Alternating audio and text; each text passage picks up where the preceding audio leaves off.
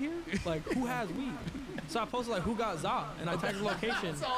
And then it's just me and Hator, like, it's like a selfie. I was like, oh, who got Za? And then, bro, I kept being in places where like I genuinely needed Za. So I was like, who got Za? All right, we are back, huh? We're back at the 9 Club, everybody. Today, we have a very special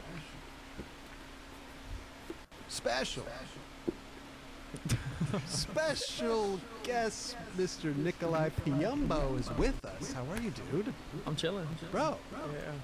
you came on the show with Shane Heil about a year or so ago. Unk.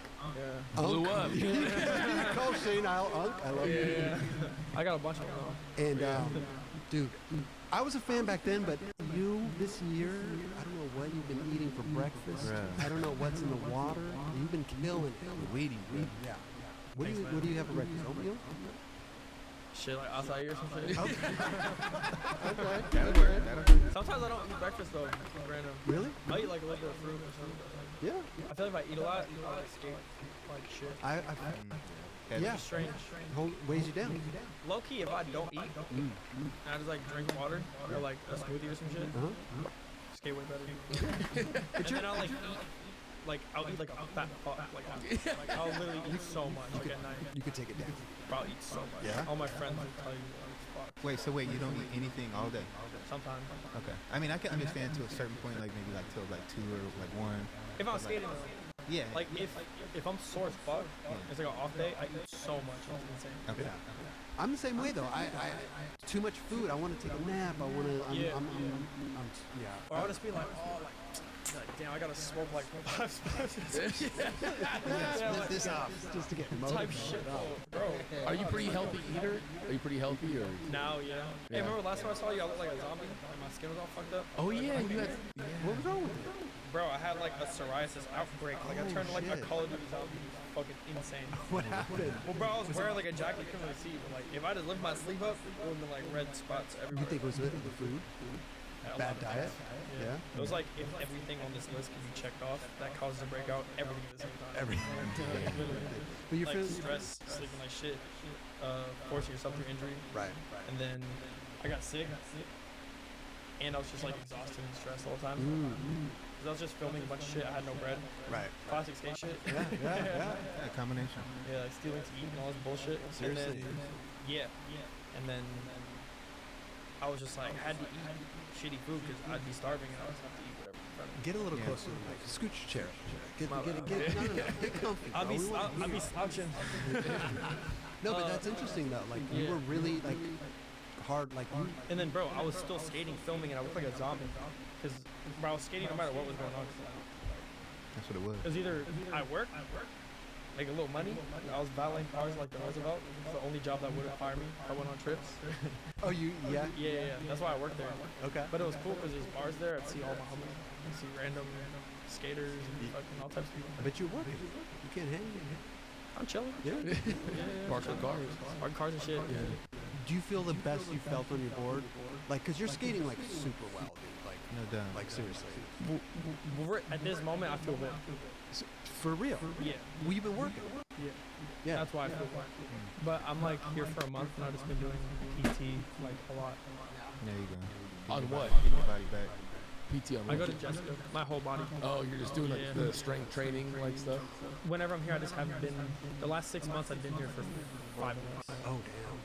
Oh, you've been trying. This is the Adidas part. So congrats also on the Adidas. Thank you. Got on the squad. They're out there doing it, and they're an amazing company to skate for. I mean, you could probably just go anywhere. Go They just- on those hey, trips. you They know? go on so many trips.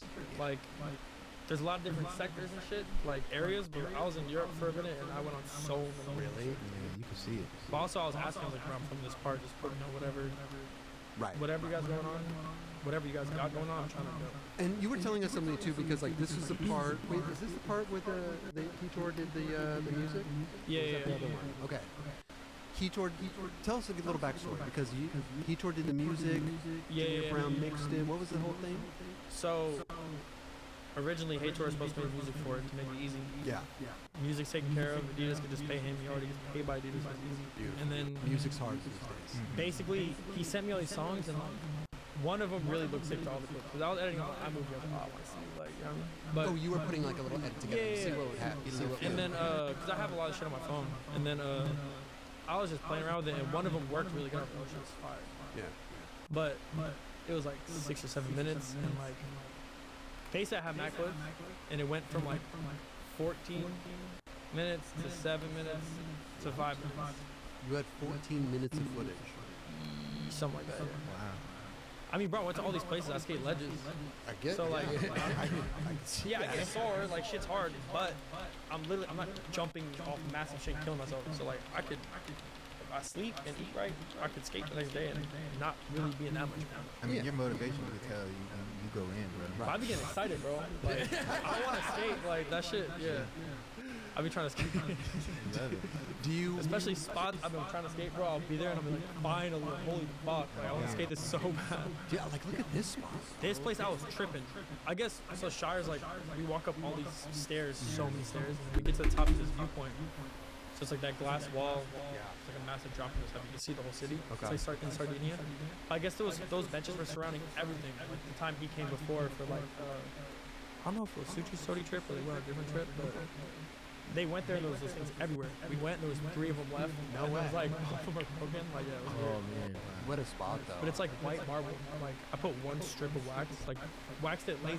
Didn't even go crazy. Picked up mad speed right when I got into the curl. Like, holy fuck. Almost like you didn't even do it. I was like, damn, this that shit. I was like, damn. Do you battle for tricks? I mean, being a technical skater and the tricks that you do is insane. I mean, I used to battle tricks for like 6 hours. Like that was hard as shit. Yeah. Well, a lot of these were like, well, bro, I like that too. All these tricks, bro, everything's hard. But it's like I'll have ideas.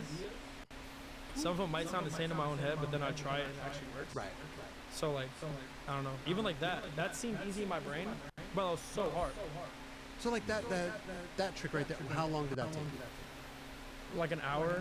Okay, Something that's like not bad. But I wanted KY to have a guest trick in my part, and I was like, you won't do it, Nolly. I was like, you won't do it, Nolly. And then he started trying with me, and he was sticking on his shit, but he like gave up.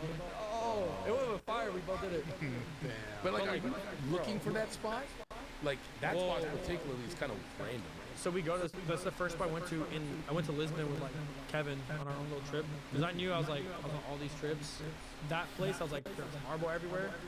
No one there stressing about shit. Everyone's chilling. I need that. I've been on this like I was so locked in on like filming this shit. I was like so yeah. It was you nice to could tell. chill and then like slow pace skate spots at the same time. It's fire. That back tail was lovely, bro. Who's Long as fuck. oh, the switch tray crook? It's funny. I was just in New York. I met up with Rodney Torres. Yeah. Yeah, he pulled up to Flushing because I hit him up. I was like, yo, like, I didn't follow him or anything, but obviously I know who he is. Sure. And watch skate videos, but I was wrong. I thought I seen there was a photo that was marked 1996 when he did the trick. I was like, no way, this fool did it regular the year I was born. It was crazy. But he did it like 1999. It was like he said 2001. I think it came out. Okay. But I had to hit him up. I was like, bro, I've been trying to find this trick for a good fucking hour. Like, what part is this? Like, I've looked through mad shit. And he's like, oh, like, blah, blah. He's like, switch trick really sick. And he's like, I did the switch one like this year too. I was like, yeah, switch too? He's like, yeah, yeah. And then he sent me it, but he like went to regular. He was like, oh, you went to switch? He's like, different. I was like, yeah, Oh, really? yeah. Yeah, It was a He, sequence like- though, right? yeah. Yeah. He said it premiered at some like trade show or some. He's like, I don't know. He had it in a binder. All his photos. He like sent me a video. It's like him looking through the sequence, filming it in a binder. You know what I mean? I like sped it up and like edited it. Yeah. I don't remember the videos either. Yeah. I remember the sequence. Yeah. So you essentially hit him up to say, I want to do this trick, but you did it already? Like what? Nah, I was just like, yo, I wanted to post something, but like, I'm trying to pay homage. So I was like, you did inspire me to try that because I knew. I went there, I looked at it, because I wanted to skate the great. I was hurt. Like, some shit was happening. My calf kept locking up. It's not an issue anymore, but I was just overworking my calf, I guess they said. Gotcha. It would just make me feel like my knee was fucked up or something. So when it happened, I can't really skate the show. But I was all mad because I couldn't try my trick. I'm like walking around like the step up ledges and shit. But I did a switch trick. Frickin' Baker Boys on this little, like, some weird ass, super small ledge. I was like, fuck, I'm trying to find a spot to do this on. And then I went there, but like, for the distance is literally a tray flip distance, and it's like mad small. So it's like, Small. it is It's a like, perfect trick for that. 6 inches to get on, you think? it's like this high. Okay. It's low, but like, there's a little drop like this, because it's a step up ledge, but it's not really a drop. Yeah. Interesting. But I did eat shit trying it. Like, one time I tried, went over, and like, both my feet went like that, and like, it caught my ankles and just threw my, like, face, like towards the floor. But, yeah. Put your headphones back. You got a hair that's going crazy up there. I didn't want you. Really? Yeah. I want you to look fucking. I want you to look good. There you go. There you go. Hey, I'll look crazy. you're gonna look at your shit and be like, "What did these motherfuckers tell me?" You say something. That all my shit's fucked up. So, dude, yeah. But again, your video, you've been killing me. Thank like, you, bro. just in this last year, big fan. Like, big fan before, but now I'm like, dude, you are fucking on fire, bro. Keep it going. Thank you, bro. It means a lot. Seriously. Come from all y'all. And I mean, coming from Miami, right? Born and raised, Miami. Yeah, born and raised. I lived a lot, like, born in Miami. Lived there for a while. My dad stayed there the whole time. I was with my mom. We Okay. separated. And then, I think I was in like, maybe the end of elementary school, going into middle school. Moved from like Miami to like Fort Pierce, which is like middle of Florida, kind of strange. That's Florida, man, place. Find some strange people. Middle of Florida. Okay. Yeah, I hated everything. It sucked. 'Cause I was from Miami, super diverse. All the shit out there was rednecks and just weird as fuck. It just wasn't. It was weird for me. And then from there, I moved to Jupiter. I met Zion. He was like a little ass. He's like 11 or 12. And then I moved from Jupiter to this place called Stewart. Lived there for a little bit, and then my family moved to Pompano Beach. I lived there for like 4 or 5 years. And then I met Foy and like a bunch of other homies, like Christian, Henry. Okay. All these people from like Pompano, Fort Lauderdale, that like I still skate with today. You know what I mean? So many good people are coming out of Florida. Yeah. I mean, they've always been coming out of Florida, but But I moved so much. It's just more recognizable right now. Well, in the last at least 5 to 10 years. Yeah. I mean, I went from like Pompano, and then from Pompano to Boca, and I went to high school there. And I met like Pedro, Sean O'Connor, like all these people I'm still with all the time. See Josh Douglas too, a bunch of people that just skated the same park that I skated. okay. And then everyone kind of moved here Yeah. When did you move here? when I was 19. So like 19? 8 years ago. Oh, damn. Okay. I moved here with Boy, Josh, and who else? Josh who? Douglas. Josh Douglas. And then Zion was, he came at the same time. We lived in a different crib. Okay. But me, Foy, Josh, and forget, I don't know why I fucking became the last person. When you came out here, were you sponsored? Did you have, or was this like Nah. your I was like getting shopped. I was like, I skate for Island Water Sports, right? That skate shop Foy skates for in Yeah. Deerfield Beach.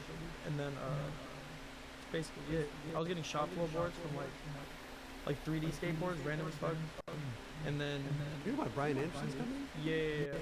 It's funny though, cause I was jit, but it was shop floor. It's not like a You real were thing. what? I was jit. I was What is legit. it? Oh, Jet. But it wasn't like a, hey. I don't know. Keep Chris up to your lingo. Yeah, dude. yeah. He's not. I might ask. No, it's some Florida shit. I might ask from time to time what the hell you're talking about. Nah, it's cool. It's cool. But yeah, I don't know. Shop flow, not real Shop thing. flow, okay. And then, but it's funny because the team was Tom K and Austin, and I ended up skating for the same company. Both of them ended up skating for too. But That was Shop Flow. That was the team out there. Nah, the people that skated for 3D was literally Oh, Austin 3D, and 3D, Tom. 3D. Right. But I thought it was funny thinking back. I was like, oh, it's funny. I was like shop floor for that shit, but they skated for it. Yeah. We all ended up skating for the same company afterwards. Dude, that's crazy. How did you even get? I mean, I know we're just kind of fast forwarding, but I'm so interested because like Weekend, Yeah. it's such a great company. I'm a big fan. I mean, All right, so I used to watch Grant's videos when I was growing up, right? dude, so good. All the weekend television and shit, I used to think that was like the funniest shit ever. So, like me and the homies would watch it, and then yeah, I just always loved his videos. And then the thing is, when I was growing up in Florida, he wasn't there. He was already in LA. Okay. Like when I was little, because when I grew up in Florida, there was no pro skaters around. Seriously. It was a weird little time period where like we would go skate as little kids. There was OGs around from Florida that would skate, but no like pro skate. You know what I mean? Gotcha. It's weird. Okay. There was like amateur skaters that kind of we looked at as pro skaters. Like this dude, Josiah Gatlin, he's That's a gnarly. yeah, but he was in Florida at the time I was growing up, and he was doing fucked up shit, and I was like, that's a pro skater. Even though he wasn't, whatever, that motherfucker was a pro skater. So I was like, yeah, I'd look at him like that. Okay. But then, I don't know, Jamie was always fucked since he was like 12 or whatever. I was 11, I went to the skate park. That indoor park, Ramp 48, just close recently, but he grew up in this. Bro, I went there, I could not kick him off flag row. I was a little ass kid. This motherfucker was backflipping the 4 rail every try. That was a rail called Death Rail. This nose grind first try, front feeble, like bro, same shit. Now, he's like, oh, actually little fat kid. Seriously, yeah. Not for real though, he's like a little ass kid. He's like 12 or 13. Crazy. But yeah, I've just always seen that. I was just like, oh, He's I was like, always that's what you gotta do to, like, I was like, he's doing that, and people still don't really care. I was like, bro, what? Like, I can't do this shit. I sure as hell can't do what he's doing. Like, you know what I mean? But he's on another man. I mean, Bro, even bro, if you're growing up, I'm with these people. I don't know what, like, I think this shit's normal. You feel like me? that's what you I'm gotta skating do. with, like, Foy, Zion, and like Pedro, all these people that are really good at skating. I think that's normal. Yeah, that's psycho. No, so that I was just like- ups your game though. That makes you skate like. Yeah, but okay. but you Vastly different. Yeah, Yeah. Foy would force me to skate some rails. Like, I could, but I'm not going to. Right. You know what I mean? Yeah, yeah. Yeah, all those dudes are like heavy. They're like Yeah. gnarly big rail Well, skaters. bro, think about this. We're like, I was like 15 or 16. We're trying to learn how to switch back tail at the skate park, right? I'm a Foy. It's like this park. There's not really a big hand rope, but just like kind of a bunch of ledges and shit. Bro, we're trying. He's like, fuck this. I was like, what do you mean? He's like, bro, I'm gonna just try on the handrail at Ramp. It's way easier. I was like, what the fuck? I was like, you can't be serious. He's like, no, I'm serious. He's like, bro, think about it. I never have props. I'm used to gapping out and shit. Like, it'll literally be easier. How big is the handrail? How big? What were we talking? There was no stairs in the one he learned it on. Okay. But it's just like a down row down a bank. It's like a fat circle row. But it's probably like knee high and shit. Oh yeah. Or like you switch back to like 5 minutes. And Seriously. then switch back, switch back to Dude, his switch back, brain switch back, thing- switch back, blah, blah, blah, blah. Yeah. He's definitely. Bro, he learned like everything, and then he did. I think he like switched back and rolled like the big hand roll skate park right after. I was like, you're fucking done. And he's a little kid. Nah, at this point he's probably like 18. Oh, okay. Yeah, or no, like nah, 17 probably. 17? Yeah. Okay. Dude, he's just built different, man. He's just his brain's different. He's. Yeah, I kind of just did my own shit. I think he's the best. I think he's the best skateboarder right now. Like he could do everything. He's got the tech. He's got the gaps. He's got the rails. He's got. Bro, he's got he does tech shit on everything. hand rope. Bro, he'll do a ledge trick that's hard for like me to do, bro. Yeah. I'll be like a trick I'm scared to do on a ledge. He'll literally do it on a hand rope. Yeah, It's he's like like that this trick. is He's full got to that the- tricks too though. For sure. He's got everything. He's got everything. I don't know. I mean, bro, that New Balance video. Oh. I was. Yeah. He's been Crazy. trying to fake flip 5-0 hand row past year. Every time it was like, you'd see the clip like, he'd get in and like, I think that like, I'm doing a fake flip, fake a manual sometimes. Sometimes my flicking foot won't even get on until I'm already in a manual. Yeah. For him, it's like the rail would be so short and get into the nose grind, his foot wouldn't make it back on in time to get out. You know what I mean? But like, I don't know what rail it is, like everything maybe it's called. The small rail in the hallway, like a shot grinds it, swerves around the corner and then grinds that 17 rail. Like that blue wall. Yeah. Uni high. Yeah. But bro, he fakey flip 5-0'd it and then fakey flip switch front feeble it right after. Oh. Right after. Yeah. He's a psycho. He was hyped. That's crazy. He's built differently. A little bit. So I'm going on that trip, bro. I know he's gonna win. Sony trip. Yeah. I already asked Shire. I was like, hey, I know he's gonna win. I could go. They're like, yeah. I mean, if he doesn't win, that's insane. There's nobody right now. We've all been disappointed before. I mean, so. Hey, I'm a root for the homies always, but like, yeah. I mean, you see Elijah, they're making a big push for him right now too. Yeah, but I don't think it's. He's I think beast, but it's- like, bro, if Foy didn't exist,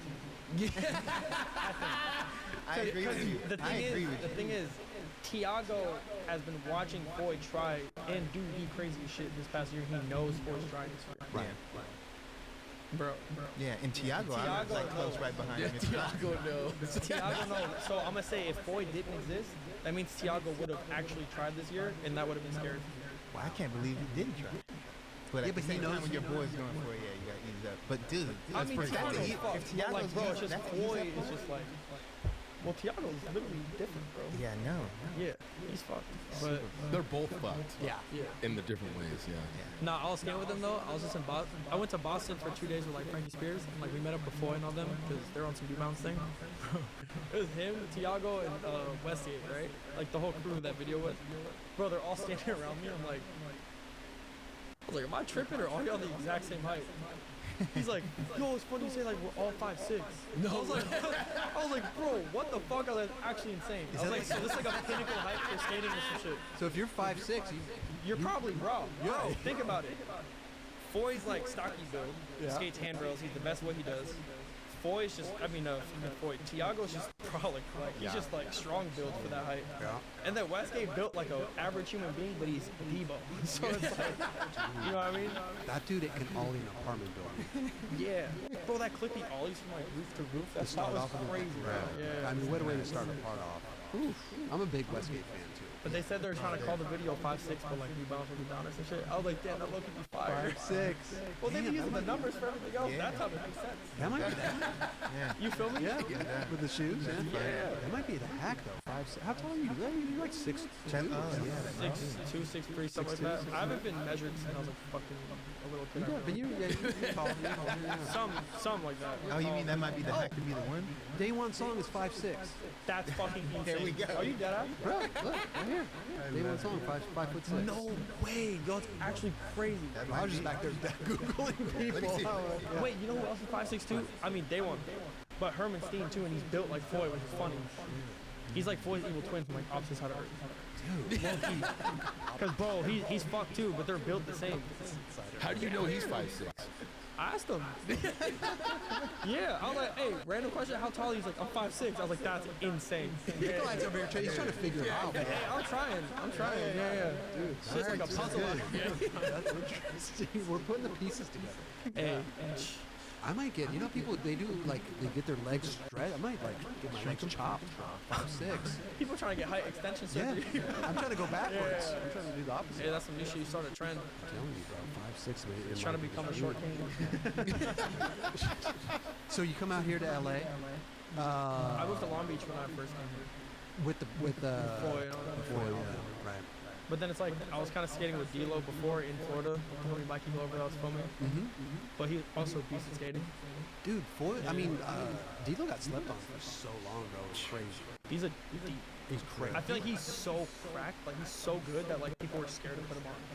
I don't know. Like you have to formulate a plan immediately if you're like putting him on. He's doing crazy manual tricks in contests. Like, that's psycho. Bro, I filmed him on my phone do one of the hardest manual tricks I've ever seen first try at Chevy Chase Park. You know, like the normal pad, like where the ledges, where the two little hubs are? Yeah.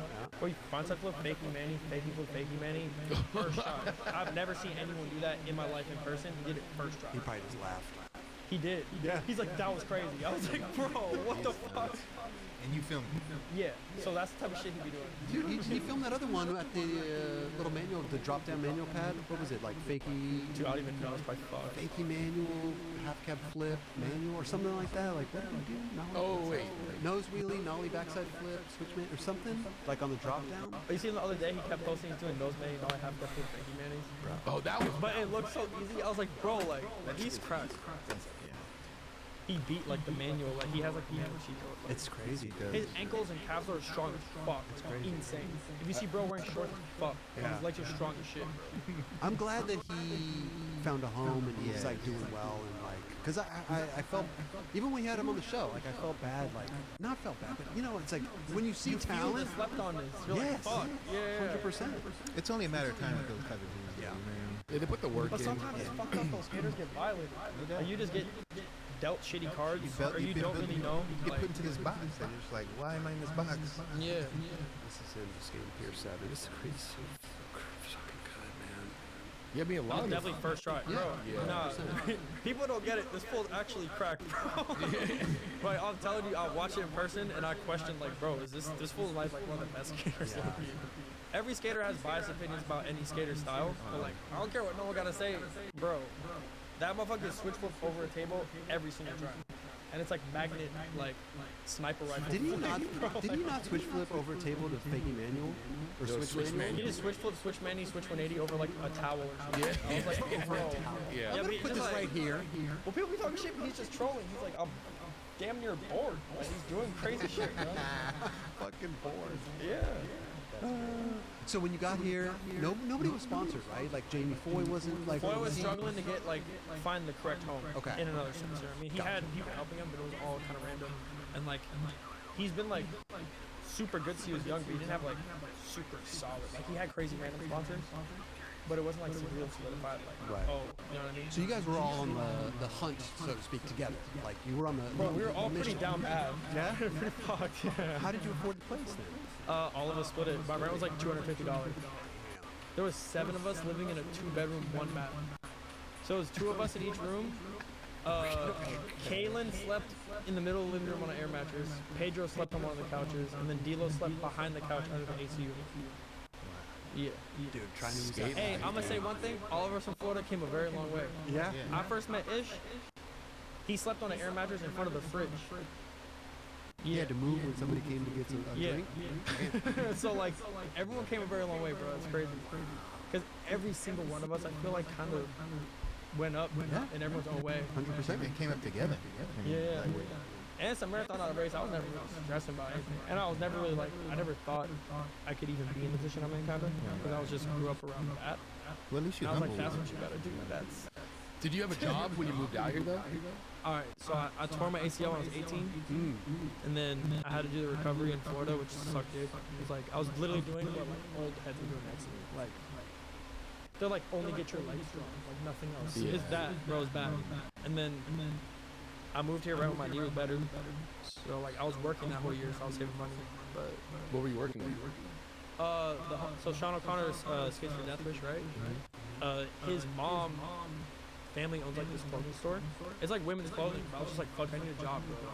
I'll literally work anywhere. I don't care. But I was working there with like his sisters and shit, and like some of his family members. It's cool. I worked there for like a year and a half, and then moved to Long Beach, and then I can't even remember. Bro, like, couldn't even find a fucking job there. I think I tried, and I was just like, fuck it. Like, my rent was so cheap. Like, I would just like, I don't even know what I was Yeah, but doing. 250, you still gotta work. I mean, you still gotta have money coming in. Hey, I'm used to living off. Made it work. I mean, 7 people. Damn. I never. I mean, bro.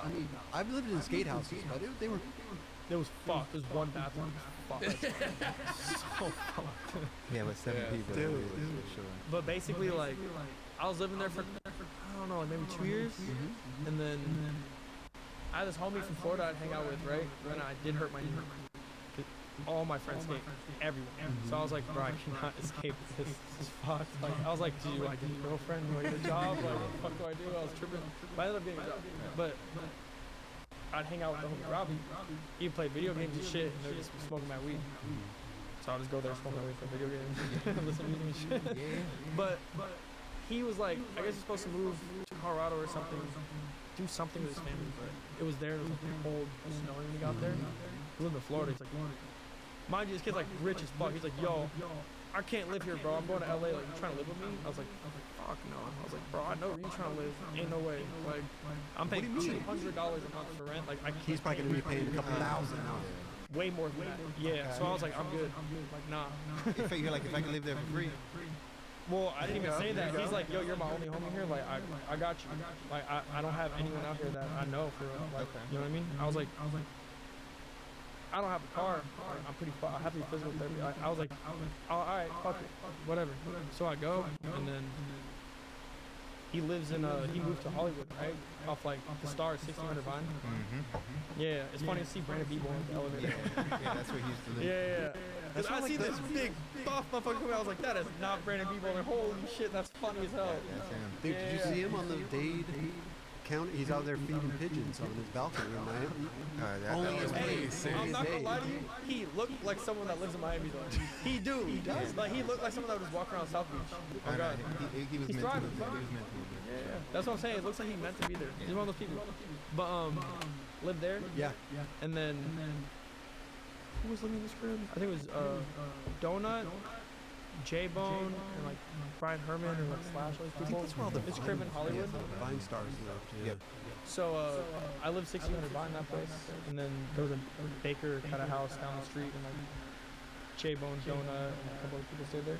So wait a minute, you gotta live there for free? With the I was homie? living at 1600 Vine for free with the homies. Right. It was a blessing. Yeah. But random, I was like, fuck it, yeah.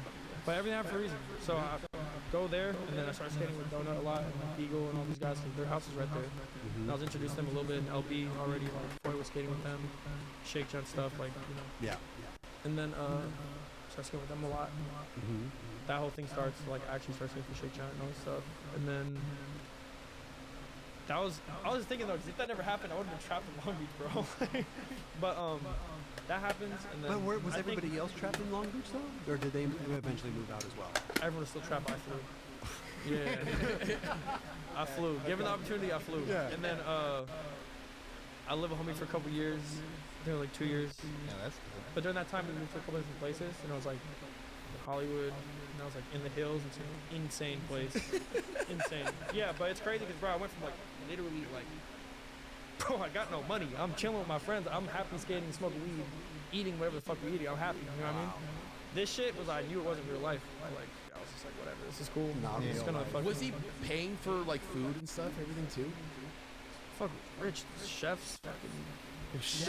Fools making food. Chefs there's in the food house. everywhere. Open, weed just everywhere. fridge, yeah, like full. Bro, it's literally not real life. It's like Okay, so wait, where like does living with a YouTuber or some shit, bro. Where It's like does there's just weed, food, fucking everything. where does this family like? What do they do? Where do they come from in that sense? Of where how is he so rich?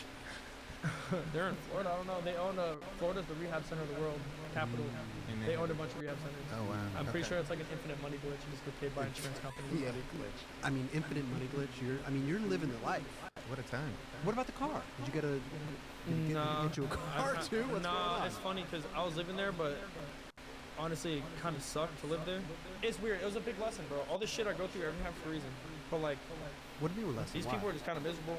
Oh, All this shit, they had everything. right. So it goes to show, like, if you have a shit mindset, even if you have everything, you'll be miserable. Oh, damn. But also, if you work So, for but it, it's, bro, Yeah. you know what I mean? No, I see why you did it, but at the end of the day, it puts you in a position where you don't have a learn. car and you can't like move the way you want to move with your homies.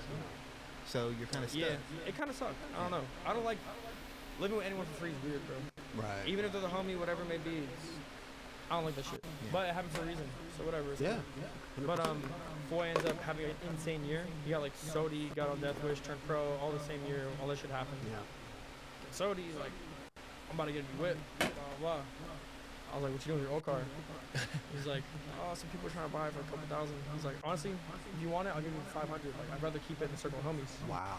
What So kind of I car? did it. What was it? Same one outside. Which one? I didn't see The it. Honda, it's a Honda Accord Coupe. Like, Oh, perfect. some white Honda, yeah. Okay. Built in Little Havana, Florida, some rebuilt shit. No, you drove it out here? He You drove it out here. here? Yeah. Hard. I My car love was that, like bro. rebuilt by Cubans in Miami. He said, I want to keep it in the circle. And that car's a legend though. That's so tight. That car took mad people out, out of the trash. Well, think about it, bro. He filmed mad shit in that car. His car filmed parts, bro. I filmed parts in that shit too. That shit brought us out damn near shitty situations. How many miles it got on it? 100, 180,000. Okay. Damn. Okay. We're getting up to $250,000. Yeah. Yeah. Coming up no, quick. We're Yeah. getting up to It $250,000. sounds crazy too, but that should start every time. I mean, bro, I just had that follow come out. I was reading the comments. I was like, damn, these fools think I'm like dumb as hell. But like, whatever. Reading the comments, I start my car at the end. They filmed it, and like someone's like, oh fuck, like my favorite skater needs a new whip. I was like, yo. I was like, yo, that's fucked. Someone's like, that should be oil. I was like, man, whatever. Well, hey, now they know the backstory, though. Yeah. Hey, that car's a legend, bro. It might. Hey, yeah, I don't know. Foy was like, I'll buy that shit back. It's like a museum piece. I was like, that's what I'm saying. It's so Imagine selling it back to Foy for $1,000. Hey, some money off it that. gave value. I put mad money into that shit. Everything broke when he gave me it, bro. Cause I couldn't even give him the 500 for a while. Every time I had it, I had to fucking fix the car. Cause I brought it to a mechanic and just to see if anything was wrong. Like right when I got it, and he's like, the past owner neglected it, fool. Like, blah, blah. I was like, shit, I believe it. Like the past owner's the homie. I believe that shit. You ever thought about getting a new car? Yeah, I thought about it this year. Yeah. But it's like, right when I thought about it, I had to leave for like 4 months, and then I came back. I was here for a week, and then I had to leave for another 3 weeks. Now I'm finally here for a month, so I can just do PT and push my body forward. Don't do it unless you absolutely need it, bro. That's just another payment that just. All Yeah. my homies that are into cars and shit, I asked them, I was like, I'm not tripping, right? And they're like, bro, drive that shit until it literally does not move anymore. And then Yeah. by that time, you'll have enough money to get something to actually fuck with. Straight up. I was like, agree. yeah, I'm not in a rush. Yeah. I ain't never here. I'm not changing anything. You're 'Cause it good. sounds I like live in the same crib, everything. Yeah, you just sit in the garage. Oh God. Hey, it don't take much to make me happy, bro. I'll be chilling. Bro, love it, bro. playing video games, smoke weed, skating, for real. So when Jamie Foy did all that stuff, Skater of the Year, he sold you the car for 500, and then what are you still trying to? Are you making sponsoring tapes at this point in time? Are you like? All right, so are you trying to piggyback so off during of him? no, fuck no, I didn't want you don't to get at all. a Death Wish or anything like that. Nah, so. I mean, nothing. I say that's family. I love all those people for real, especially Shake John too, brother. They did so much for me. But nah, it was just the way it happened was just some natural shit. I was trying to find a board sponsor, but nothing was really working. That I really liked, you know what I mean? And then Weekend, bro, it's Florida shit too. So I was like, damn, that was sick. It was some like full circle shit. Right. But it's funny. Solomon, the homie I was talking about earlier, he's like, yo, the day 4 turned pro at Baker Boys. I was recovering from my knee, right? I couldn't skate yet. He's like, yo, Grant wants to give you weekend board, blah, blah. I was like, really? He's like, yeah, so we need to skate again, like, you know, pull up to where I was like, all right. Okay. And then it kind of started like that, but That's good. So you're the the homie. 4 turned pro like 2017, bro.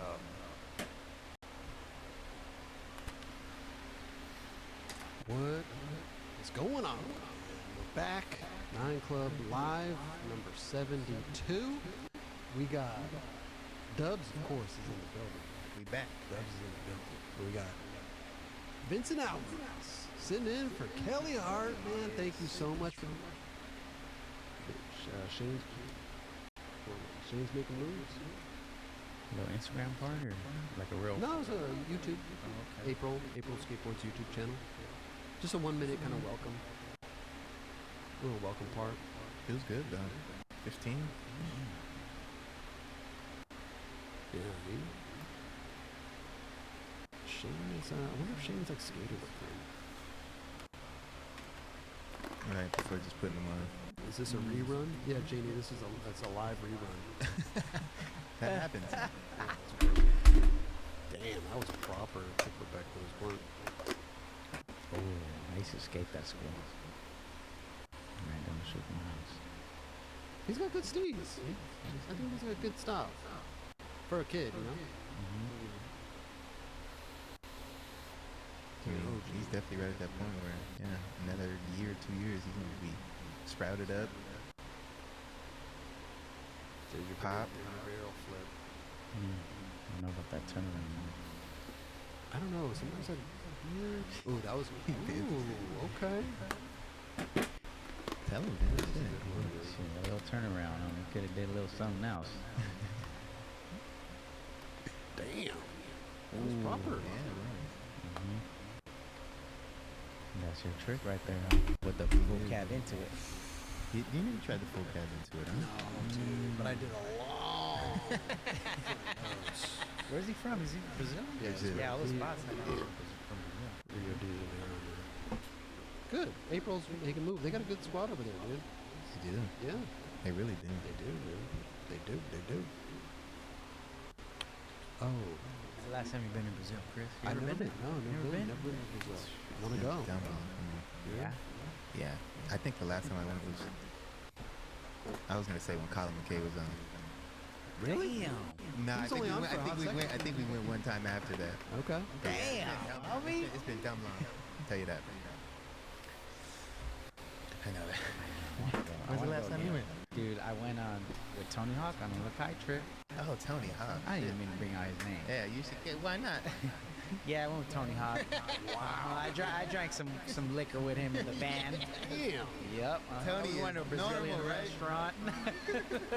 one of those places. Nah, it was cool. It was crazy, man. That was a Lakai trip right there. That was cool. And he was on the trip the whole time. Yeah. So sick.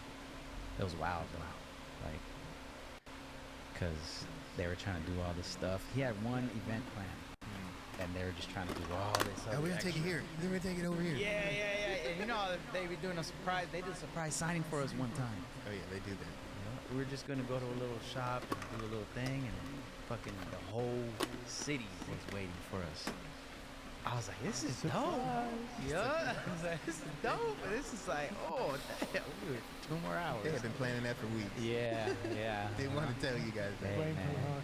Yep, for real. They probably thought, but he wasn't with us though. Oh, he wasn't? Nah. Yeah, it was just like, we weren't. He wasn't on the flyer. I'm just playing Tony Hawk. I ain't trying to Marshall John, sorry, I'm just fine. Marshall John. I don't know who that is. Vince spit a hot. Oh shit. Well, Oh, there you go, Dio. I did go for Skate More. You're right. We went for Skate More. what happened? To Brazil. Oh yeah. Dio is in the. Daniel Daniel Castillo? Castillo is in the building. Oh shit. Damn. Daniel Castillo. You know he was my first sponsor. Oh, he used to give you some stuff. He gave me boards. He got sick of it after a while. He's like, I can't support you Yeah, anymore. he kept coming. Then he brought me the girl. He's like, somebody get this fucking guy some boards. I can't keep. Even though Daniel would take a lot of stuff from girl, you know, every 3 days he would go in there. Every 3 days. Why you Duh. needed a new board like every week or something? He wouldn't go Not every me, 3 days. Daniel Castillo. Daniel would probably go maybe once a week. Okay, that's still a lot. That's still a lot, right? That's still a lot. And yeah, he said, somebody give this guy some boards, bro. I'm sick I was right there with him though too. I can't. I know, bro. It's I always give him stuff. I always give him shit about that because he's always every time I go to girl, which is like once in a blue moon, he's there. You know. Time. We love him, Dio. Skate soon, Dio. I know, man. Good to see you, Little Daniel Castillo. Oh, speaking of, you know, people that I haven't seen in a while, Flo Merton. Dude, Flo Merton got a little part, 30-something. sick. Filmed it by Vincent Jugnick. What? What does that smell? Let me go crack open right there. Peach. What is it? Damn. Some papaya. Yeah. Is that papaya? No. Oh. Mango. Mango. I was gonna guess mango. Said peach. He went yesterday. I knew it. Let's skate soon, please. Daniel Castillo. I knew he went. See? Yesterday. He went yesterday. I told. Damn. Flo Merton. Let's check it out, man.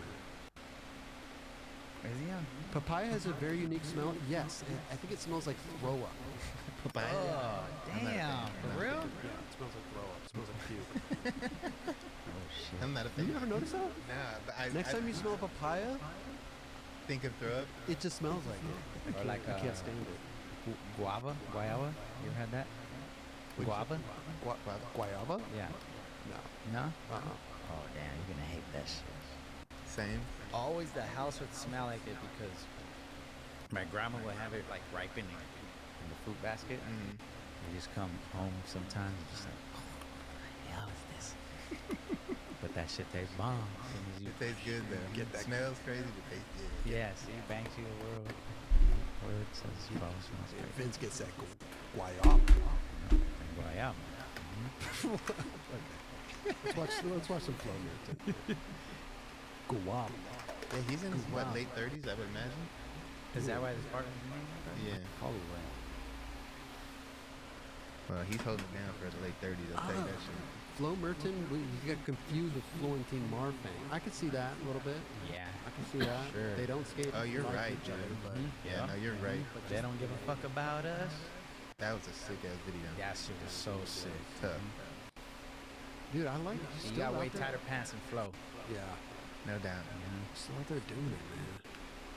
Oh, Yeah, Flo. Now this dude used to be on DVS. Did he? And Cliche too, no? Yep. Where's he on now? Habitat? Yep. Yep. I feel like that's another company that I was really sad to see go, man. I really loved Cliche. I thought it was a good squad, good company. I went on a Cliche trip to Europe with them. So much fun, good people. Jeremy Thackland. Yeah. This That dude's always had like a really bag of tricks. I'll tell you that. Mm-hmm. That was sick. That was good. Cliche was the one legit dwindle brand. Yeah, but that was their demise though too. Mm. I wouldn't say that though, no, because Enjoy was under there too. Mm. Damn. Damn, we switched them up. Get it. Mm-hmm. Gypsy tour? It was not. It was just a regular tour. I would not go to a Gypsy tour. It's too much camping. I think like maybe €5 a day or something like that. That's not that. They're taking bird baths out there. You know what I'm saying? I could go for like a few days, but like, yeah, I ain't roughing it like that. I ain't staying at the I ain't staying in that corner over there by the bank. You know what I'm It's saying? not gonna work. And shit in the bucket. No, take me to a Have you ever done that? Shit in the butt? Yeah. Never. Never? Never. What? What are we Like doing? when you're out in the wilderness and you like, Where do you have? If you're out in the wilderness, you have a bucket. Yeah. Because you have the bucket has all your supplies in it. Then what do you do after you shit? after you shit? No, but look, you take all the supplies out. You have to have a couple of plastic bags. So you put a plastic bag that makes sense. in there That makes around, sense. and it fits perfectly around it. And then you just do your little squat and Bring your own doggy bag. You could just shit in the wilderness too. you could, but it don't come out as good. That okay. squat isn't as good. What do you do with the bag? You tie it up, put the paper in there, you tie it up, and then you find a little trash can. Boom. You're in the woods. You gotta hold on to it. You just gotta put it on the side and make sure you take it to the trash can before you guys leave. You just put it in your pocket. No, I put it in my backpack. Duh. In your backpack near the trail Yeah. mix. Okay. Back to the video. Thank you. No, I don't put it in my backpack. I putting put it it in- on the side, yo. We're watching Flo Merton's part, and you're talking about shitting in a bucket in the woods. The cleanest skating, talking about the dirtiest shit. This is, you know, Not bad, dude. I think I know that spot. Man. Oh yeah, that's like is that France? Sprained I think ankle. it's in France. It is.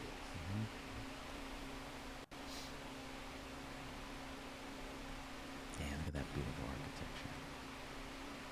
Yeah, no, right? What's up with America, man? Yeah. Bring that shit over here, man. Bland as hell. Oh yeah. Square ass We buildings. did have some stuff like that in Chicago. I think it was like a World Trade or a World Summit or something. And they had beautiful buildings and they tore those shits down. Like that looked like that. Chicago's. That place Look is at this. sick. Look at this. Oh wait, not this one. Damn, I rewound it too far. Sorry about that. This next one right here. Boom. That's a good one. You know, Gerard did that switch. You said it. That was hard though. Let's go. Little Adams bump. Wow, that's not steep.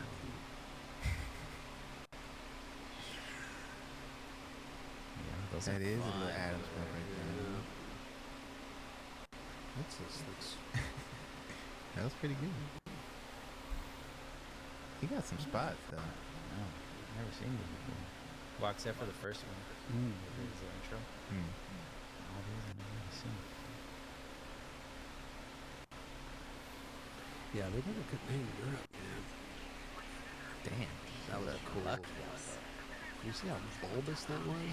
Go around. Bulbous. Ooh. Yeah, he's lucky.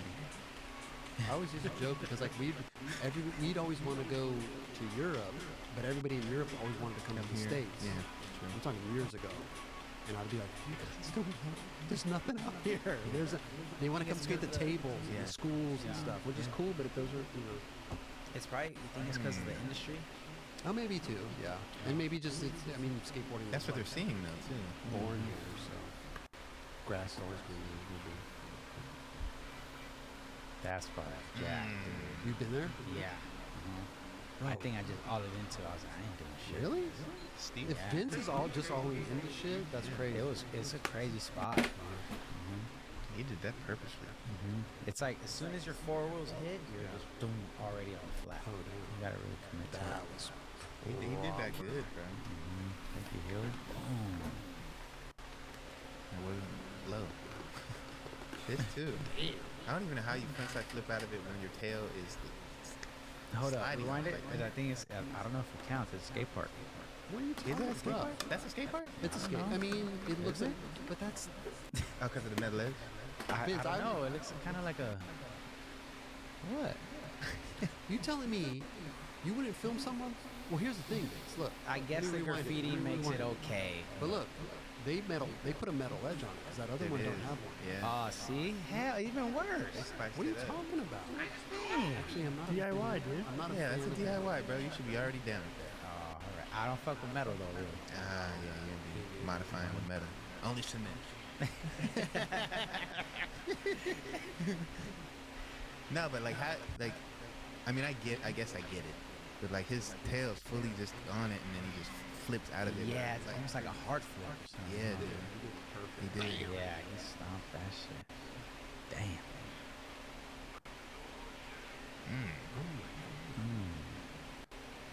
This old blueprint spot, I think. Gary Brady? Really? I don't know. That's that Brazilian spot, huh? Yeah. On the other side. That shit's sick. Damn. I've been there. No way. Have I? That was pretty sick. That too. That's here, right? That's, Damn. yeah. Yep. That was amazing. James Caps already did that. He What? did. He did? Damn, Fuck, maybe hold you on, did. shut up. Nah. Hey, I spit figured the though. truth. See, I gotta focus on the shoe sponsor before talking about these tricks. All right, Ryan. Yeah, sorry, man. I guess I can't talk my shit. No. If somebody did it, yes, you can. On the same spot? Yeah. I mean, he didn't get When? the memo. Is it out? He didn't get the memo. So, It came out? There's so much shit to keep track there's a lot of shit though that comes Yeah, out. this is so damn Like, true, bro. It's tough to keep up with everything these days. You gotta ask people, man, has this been done here? And then I everybody's know. gotta be like, I know. I was on a Yes. session earlier with Mike Anderson. We were skating with the Dickies crew, and it was a sick ass spot, big ass bump to the metal thing. And he was trying to trick, and homie was like, "Oh, you want to call someone?" To make sure. He's like, I was like, "Yeah, don't deal with that, man. Just who cares? do it. Do it. You know, it doesn't even matter nowadays, I guess. You know, right, unless you're like really crazy about shit. right, You know, right. but You know people call you out on shit, bro. That dude's already done that, bro. So it's like you Yeah. gotta kind of like somewhat pay attention, or otherwise, like again, ask the homie and reach out. It just takes 2 seconds to reach out. yep. You know what I'm saying? That's it. That was a sick part, man. That was super good. dope. Yeah. I like watching Yeah. Flo, man. Florton Martin? I mean, Flo Martin. There it Sorry. is. Sorry, Flo. I don't mean to fuck up your name, dude. I was about to say Flo, Marfang, he's older. He's close to our age, I would imagine. Yeah, he's Not your age, our age. Yeah. No, I think he's younger, though. Right? 2 or 3 years. Is he? I think he's in his 40s for sure. Yeah. What was the part called? 30-something. Yeah, Ryan. Crazy.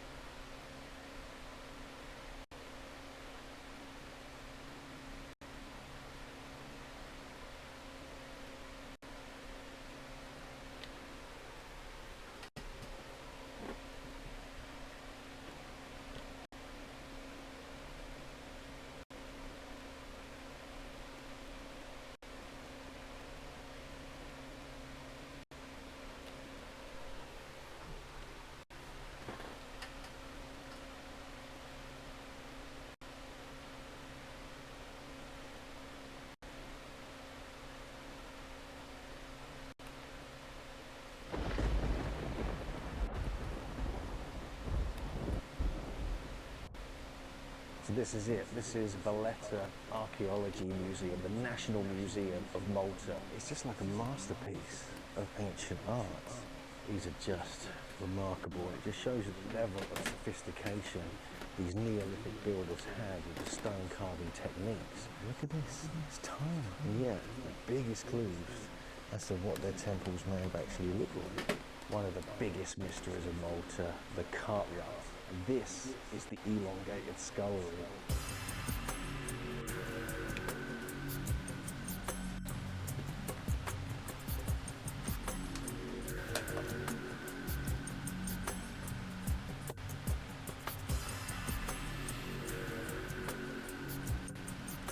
Hey megalithomaniacs, here we are at the Valletta Archaeology Museum in Malta.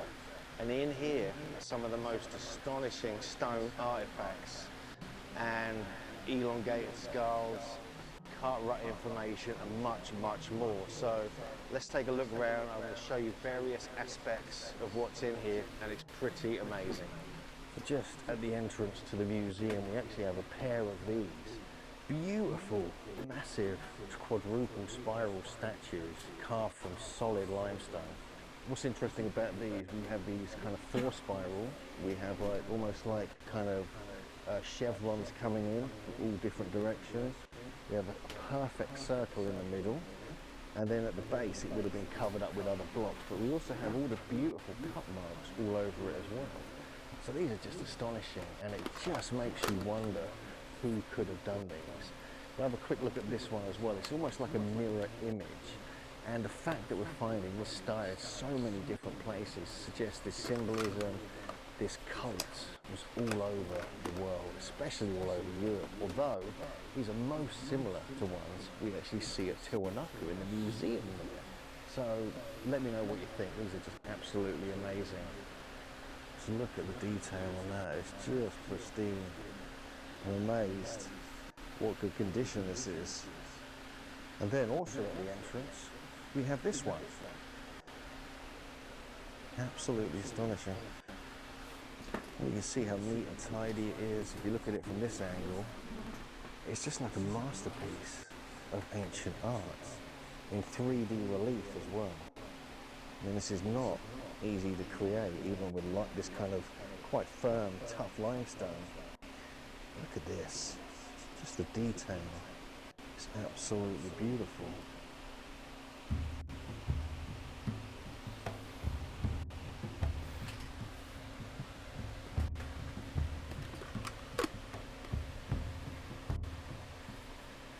Now there's nothing apparently on the back of them, but they were carved like very flat on the back. They were like, you know, absolutely flat, like polished almost. Can't quite see it, but you can see the way it's almost looks like it's polished here. There's so much to see here. So let's just get straight in and have a look. Also in the museum here they have the kind of era before the megaliths, the first farmers, the first people here. There's a big controversy about Neanderthals being here as well. Found at this site, Gar de Lam, and all these artifacts which are super ancient. And this was Anton Nifsad who did this research. And we have some of these are from 5200 BC for instance, showing a very early phase of pottery going on here.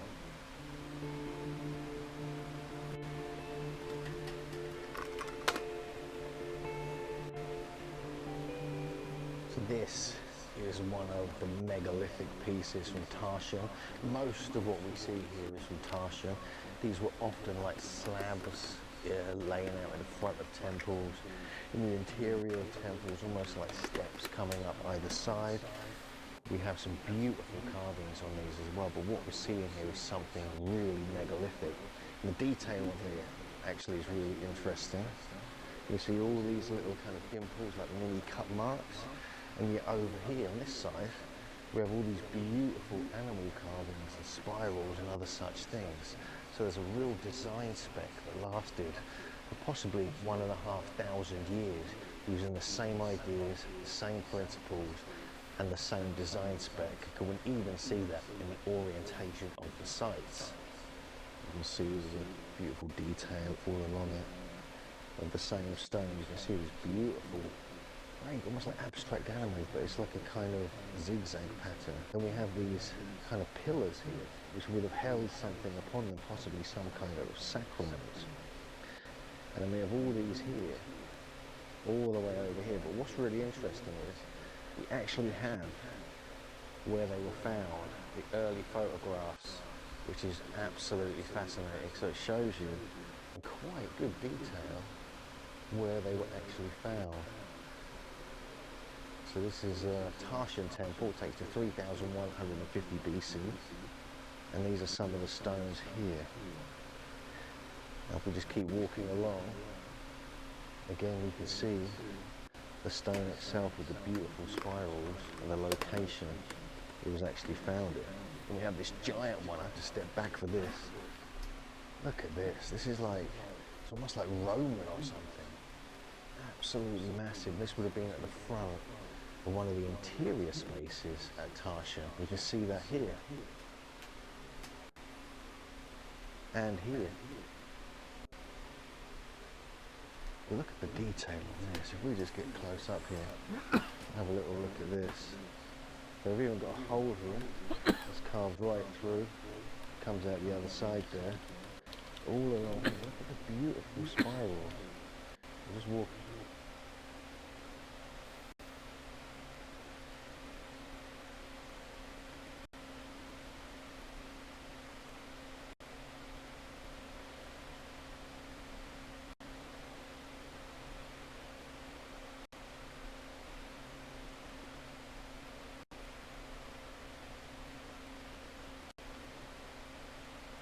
So Pluto is going back into Aquarius on the 19th of November, and this is going to signal for us some major evolutionary changes, not only on an individual level, but also on a collective level.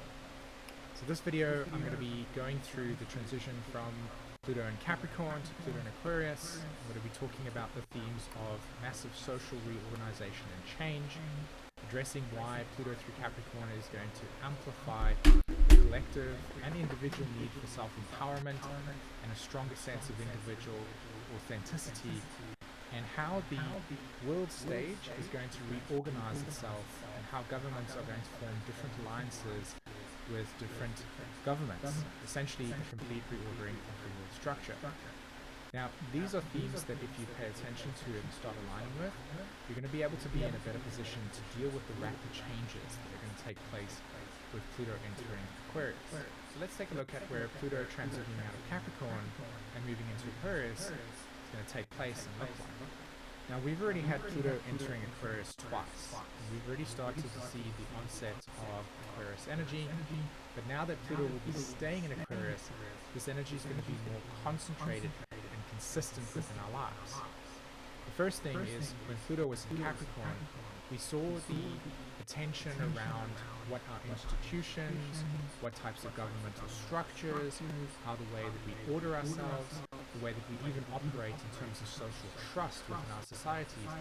All of these patterns emerged to the surface, and we started to see exactly where the cracks are, right? Where there's abuse of power, where patterns have become outdated and senescent, they no longer are in alignment with the world that we live in today, and also looking at the actual fabric of how our society is put together, the emotional connection.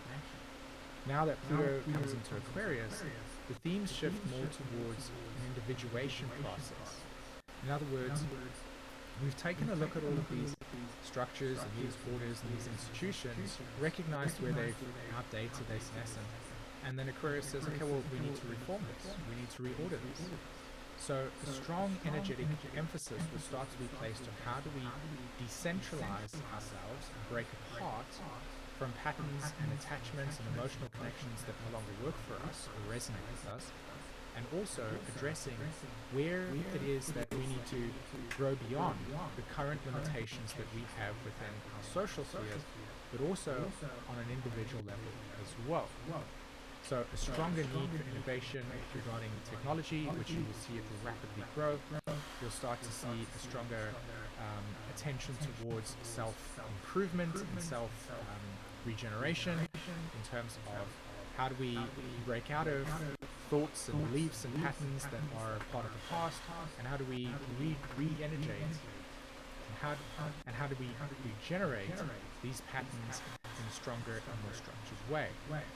This is a part of the empowerment process that tends to be missed when you're looking at the Aquarius archetype. Now, one of the things that I like to integrate when it comes to understanding Aquarius is the Promethean myth, or the story of Prometheus.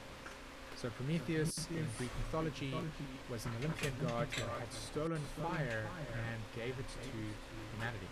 This is a way to essentially accelerate and illuminate the consciousness, which in many ways is a beautiful association with the Aquarius archetype, in the sense that Aquarius wants to break apart, reorder, open up and accelerate and bring new horizons to the way that we experience our world.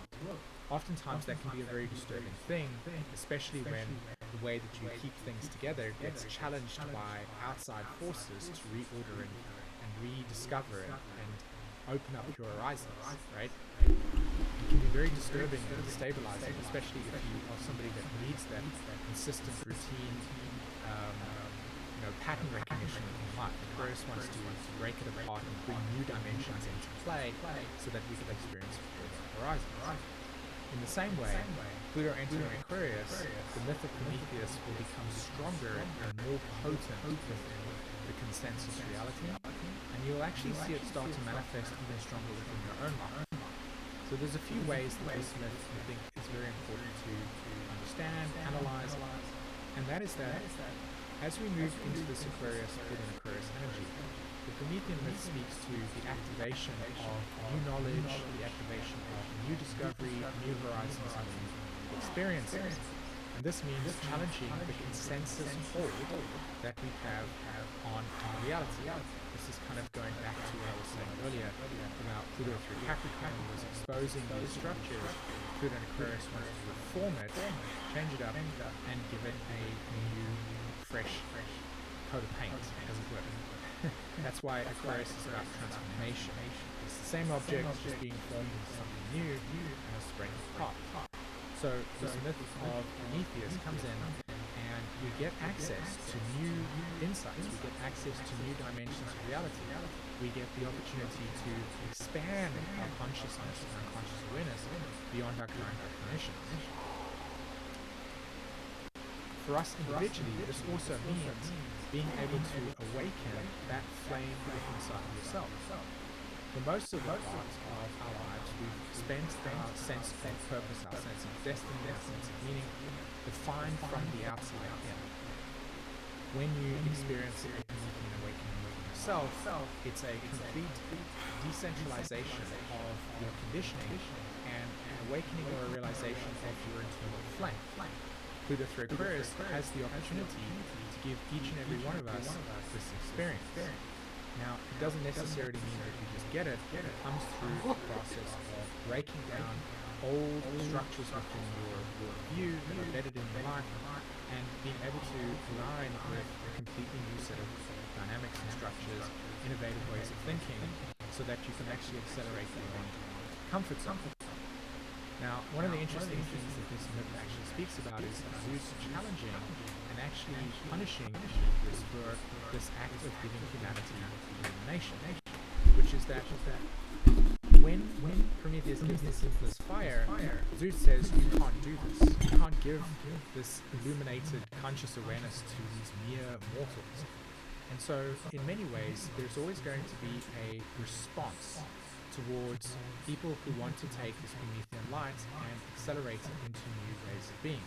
In other words, the old structures and old orders will want to act even more in regression, right, or response to this Promethean light.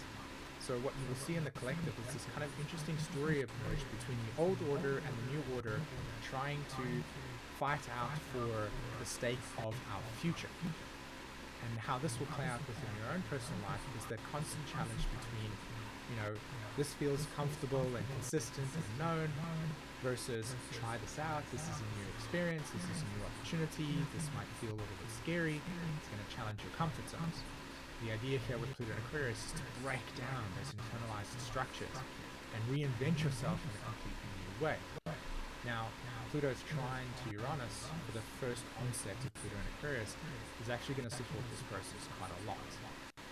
Now, there are four sort of ways that I can encourage you to understand Pluto's transit into Aquarius and how you align with this Promethean energy, but also how you can start to become consciously aware of this sort of tectonic shift or this decentralizing energy that is going to bring people into newer communities, new ways of relating to each other, and also letting go of old attachments. In other words, the way that we have connected in the social level is going to break apart, and we're going to form new social networks and new social connections.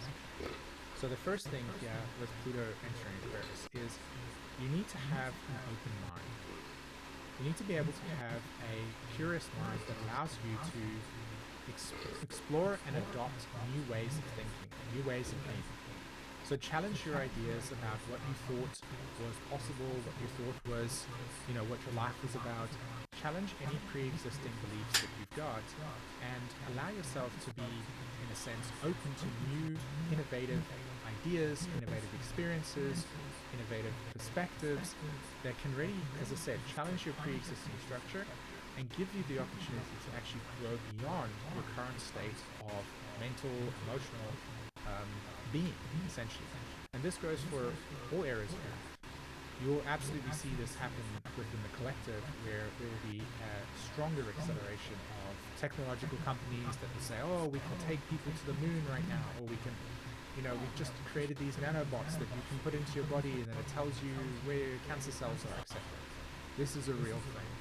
And it's a very beautiful expression of this myth of Prometheus, where on one hand, we get this beautiful flame that accelerates us, but it is also something that we need to be careful of. Fire can also burn us at the same time, especially when we're addicted to the novelty.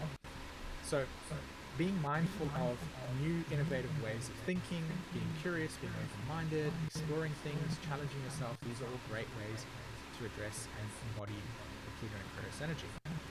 Another one is self-reflection.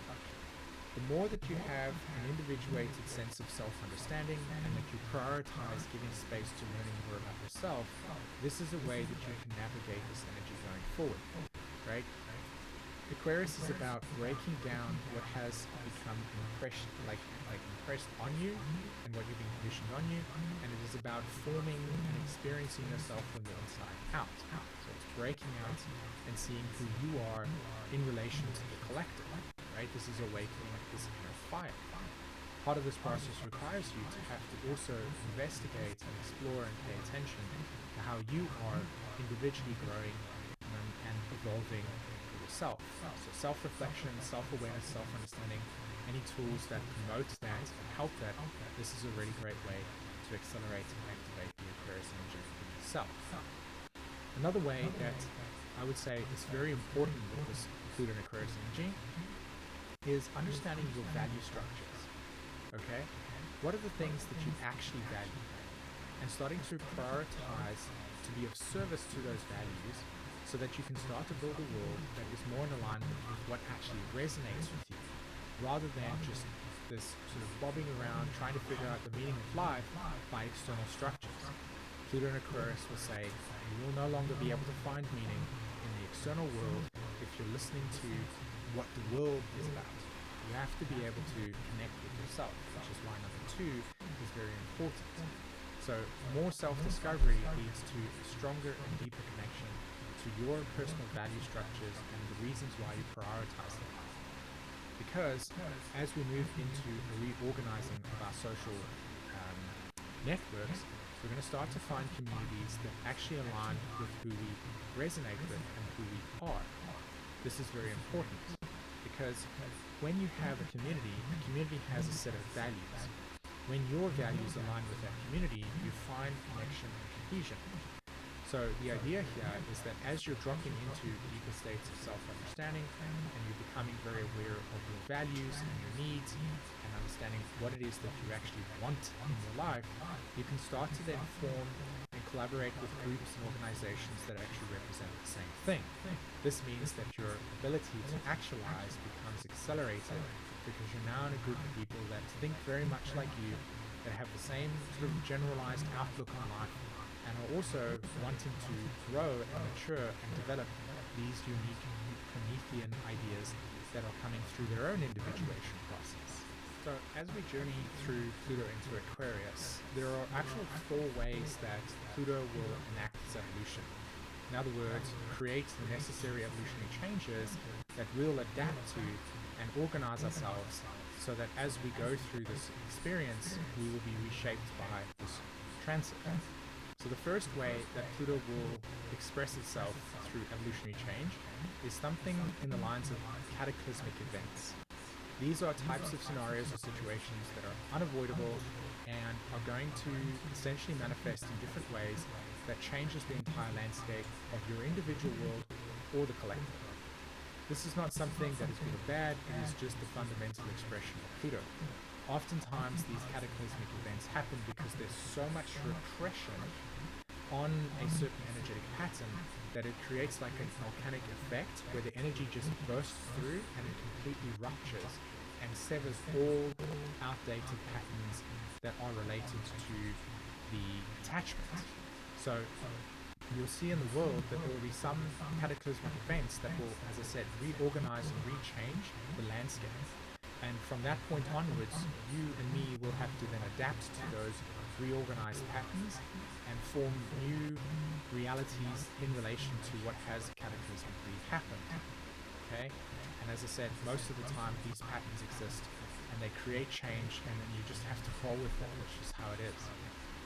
Another way that Pluto actually enacts its evolution is more through sort of progressive attachment and curiosity.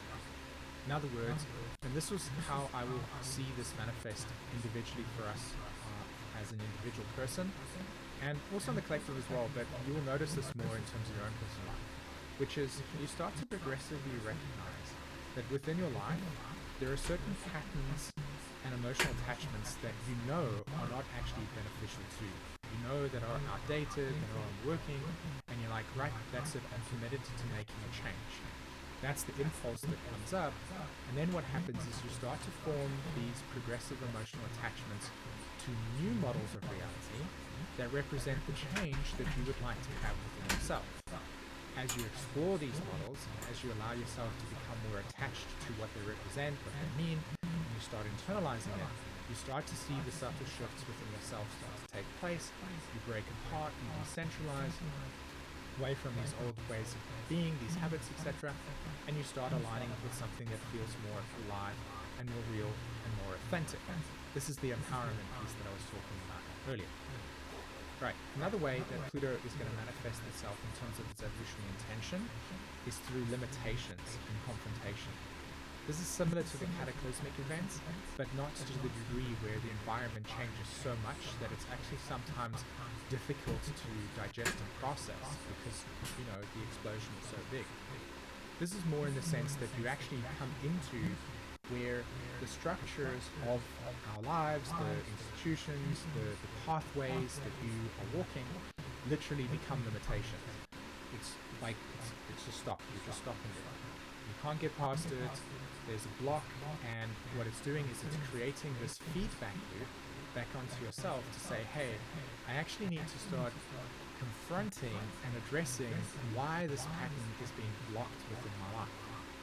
Again, as this process starts to manifest within your world, you start to then, from this feedback experience, address what it is that is limiting. You then start to look at patterns of reality that actually represent and symbolize liberation from these patterns. And when you start to experience that, you start to then move towards and progressively internalize new models of reality, new ways of being, new ways of addressing your life.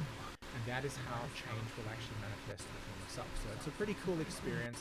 I would definitely say the majority of us will experience number 1 and number 2, number 3 of this process. Now, Pluto through Aquarius will also manifest through what is called timed activation events. These are more something to do with Pluto going through Aquarius and hitting the south node of Neptune, or Pluto and Aquarius making an opposition to Jupiter. And what happens is there's a sort of event that very much like the cataclysmic, but not at such a grand scale. It's more like we experience a sudden shift. We experience, whether it's externally in terms of the global world or an internal way within ourselves, but there is an activation or an event that takes place that rapidly changes our association and our attachment to that reality, to that world, or to that behavior or emotional connection. And this timed event, as I said, through like transits or activations, it will change the landscape, and then you will now need to begin reordering your reality based on the set of insights that you receive, the emotional changes that you went through, or in most cases, it's going to be something along the lines of, this happened, here you have this reality, and maybe, or hopefully, you can internalize it within your life and start digesting it. Mostly, those are the cases that I've seen where we just have this like event, like, whoa, how do we deal with this, right? It takes time to integrate and process. It's pretty cool how Pluto enacts itself relative to these 4 states, and it's going to be really interesting to see how these different states will actually express itself, not only individually for you, but also in the collective over the coming years. So another aspect that I want to bring into conversation is the shadow element or shadow side of Aquarius. 3 of these elements I think are important to address because they speak to the themes that we're going to be experiencing, and also the challenges that we'll probably face in terms of our psychological and emotional growth and maturation. In other words, how we grow emotionally, psychologically relative to this Pluto through Aquarius transit we're going through. The first thing is this interesting intersection between organizations, companies, and technological companies particularly, and their progressive overreach and domination in the social sphere around what power they have. So you can already start to see things like all the AI companies, putting themselves up, creating these wonderful technological advancements, and it's like, how many of them align with a ethical way of being? How many of them will cut corners and invest in specific industries that we know are detrimental to our environmental health, but are in favor of profit and in favor of essentially destroying economic structures, like in areas. You'll see a company will maybe will come into a certain area and they will completely eradicate the people that are living there and build an environment because it's an AI accelerated idea that's very important. Like, it's like the emotional and psychological drive to have this Promethean flame become so developed within our world that it will cut corners, as I said, right? There's going to be, it turns into a Frankenstein type of experience where the science overrides the natural, ethical, and biosphere of our world. So as Pluto moves through Aquarius, it's going to be very interesting to see how companies and the rules and regulations are actually developed around what type of power they have access to. I mean, you can already start to see it to a certain degree, right? If you have you can go onto the internet and have your voice recorded using AI, and then can change that voice to different sounds, different tones. Now, what's happened is a lot of criminals have actually, they phone you and they record your voice using this AI technology, and then what they'll do is they will then have it ring, say, your child, for instance, and say, hey, this is so-and-so, you need to go to this place over here, and because you're maybe a kid or maybe an adult, you can't even tell the difference between the AI and the actual human being itself. So these are some of the interesting intersections that I know are going to happen with the shadow side of Aquarius, which is, again, technological advancement over, say, the human ethical dilemmas that we will face, okay?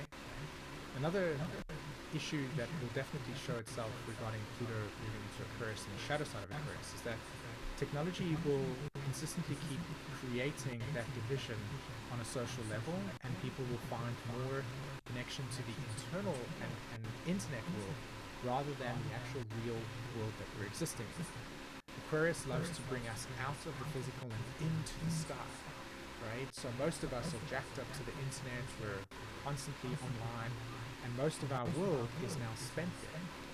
Some of the shadow side of this experience is a complete disconnection, where we're losing connection emotionally to us as human beings, and we're reordering ourselves based on social likes, we're ordering ourselves based on just a different set of social interactions that are absent of the emotional connection. So it's going to be very important for us to remain centered, where you have a balance between your internet existence and internet life, and also remaining in the physical world itself, with the physical and natural world being present because you're a part of your body is still here. Do you know what I mean? Now, the other dilemma that I think is also important here is connecting to what you already see in the world, unfortunately, but naturally what happens in Aquarius in terms of its shadow pattern is othering. Okay, it's like a division where different social groups have different value structures, and then they look at other social groups and they say, I'm better than you, or I value this, you don't value this, we're at odds with each other, I stand here, you stand there, and there's this disconnect that unfortunately takes place, which can be fueled by technology, and it can also be fueled by the way that our limbic systems, which are deeply biological, are not equipped for the evolutionary sort of reality of what technology can actually provide and what it does. So our emotional realities can be easily hijacked, creating perspectives and emotional responses to things that we don't even know that we're honestly responding to, because if we were noticing how media and how social interactions or social propaganda can work, it can absolutely create fragmentation and disintegration. So this is some of the shadow dynamics that can take place, especially around othering, which is that group is, you are not as good as me, and that's how it works, right? And so we create this more distant issue that takes place there. So the thing is that it's a slippery slope in one way, but empathy and connection is going to be a very important quality and commodity in our human interactions as we go through Aquarius. And that's something that I think we just have to be wary of and mindful of, especially when it comes to navigating the intersection between the more distant connection that technology brings and the need to actually experience human connection. Ultimately, our biological form requires that human connection. Again, it can be easy to start just distancing ourselves and becoming so detached that we lose that sense of humanitarian energy within us. And you can already start to see it in the world as it is. I think it's one of the things that that's going to be difficult to navigate the shadow element. What is the role of astrology, things like human design, other tools of self-development and self-awareness in the context of Pluto and Aquarius? And I think it plays a significant role.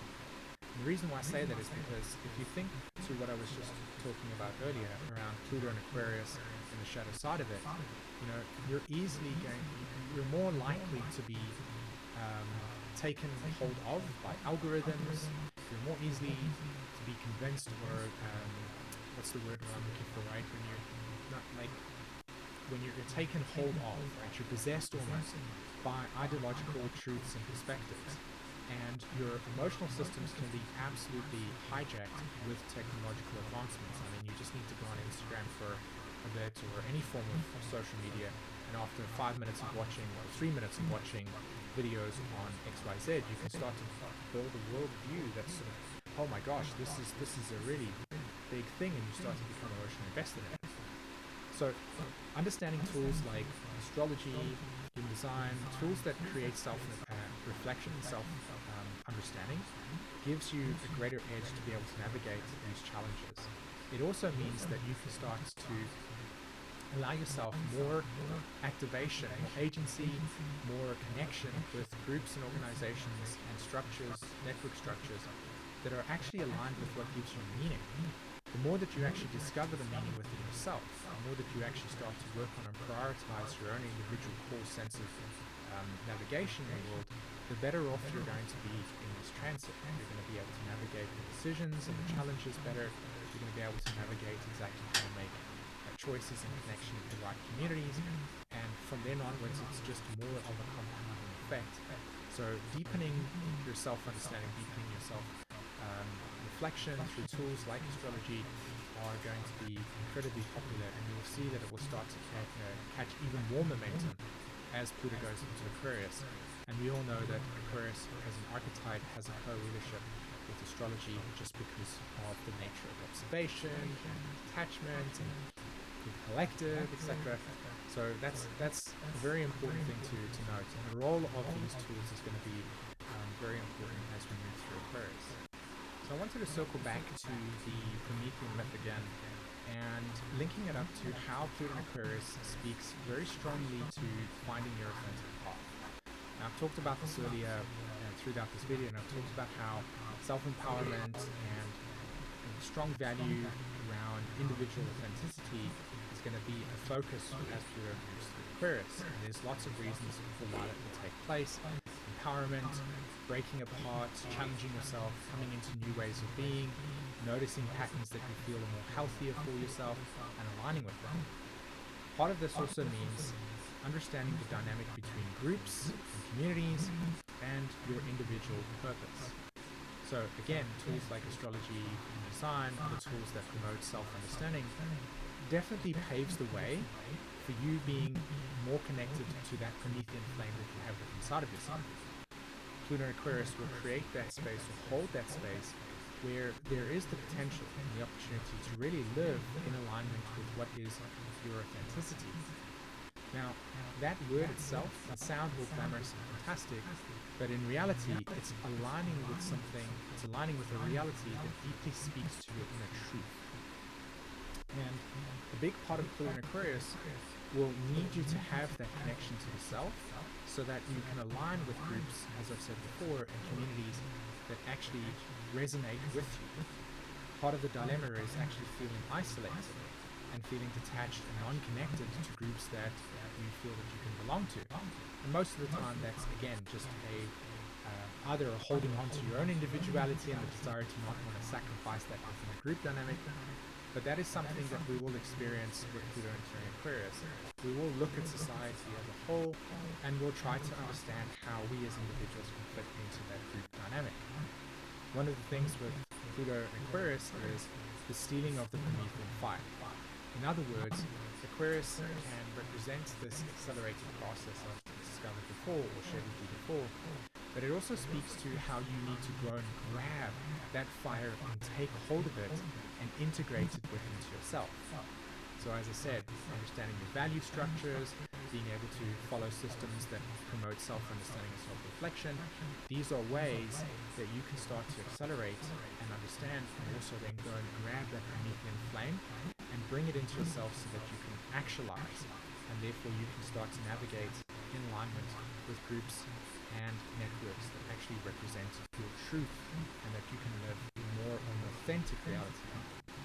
In other words, not living in a world where you need to mask, where you need to pretend, where you need to hold up social cues in order to exist. You can already start to see that in the collective. I'm sure some of you probably even resonate with your personal experiences of recognizing your neurodivergence as an example, and allowing yourself to be more comfortable with some of the ways that in the past you've masked to hide some of those neurodivergent qualities.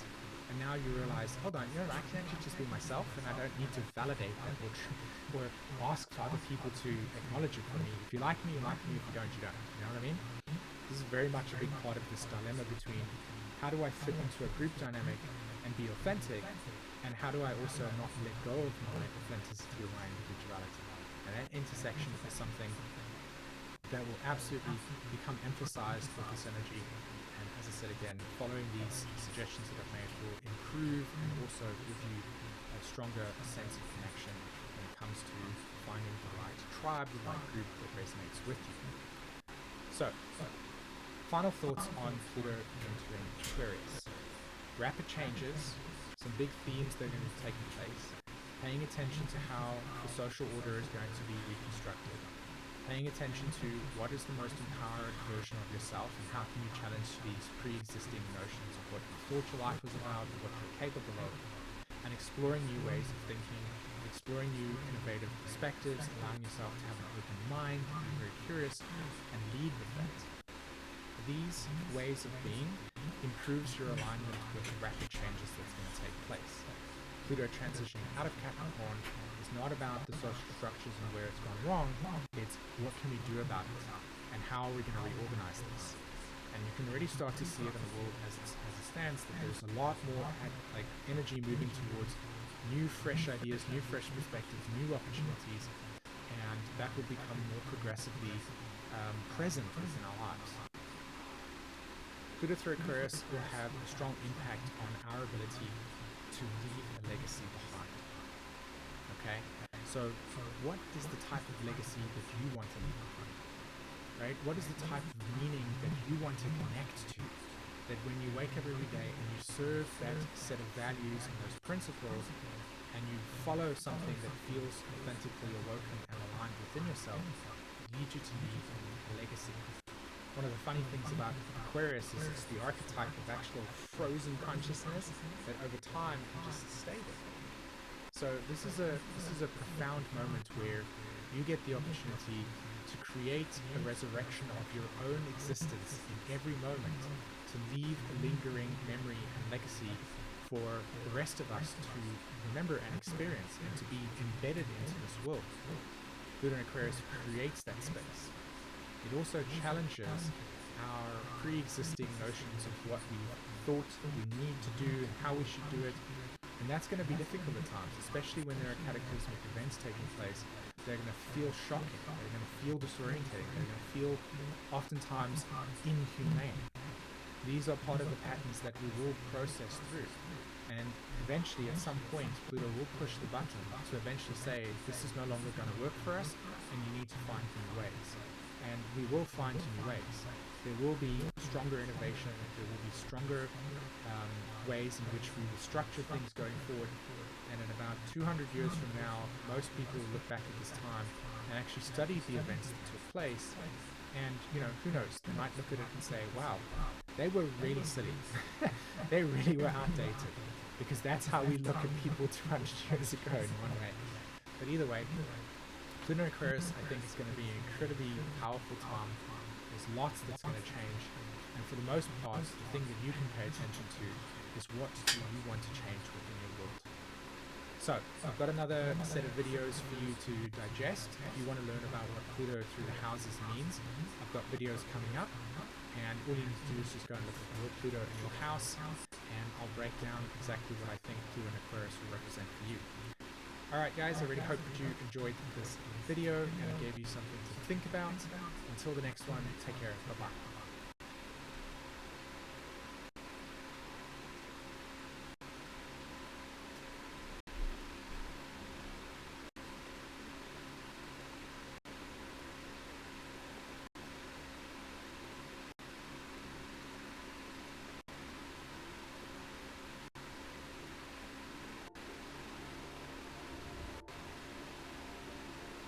Hello, my name is Christopher Renstrom. I'm the creator of RullingPlanets.com and Christopher Renstrom Astrology. And this week, I wanted to talk to you about Pluto.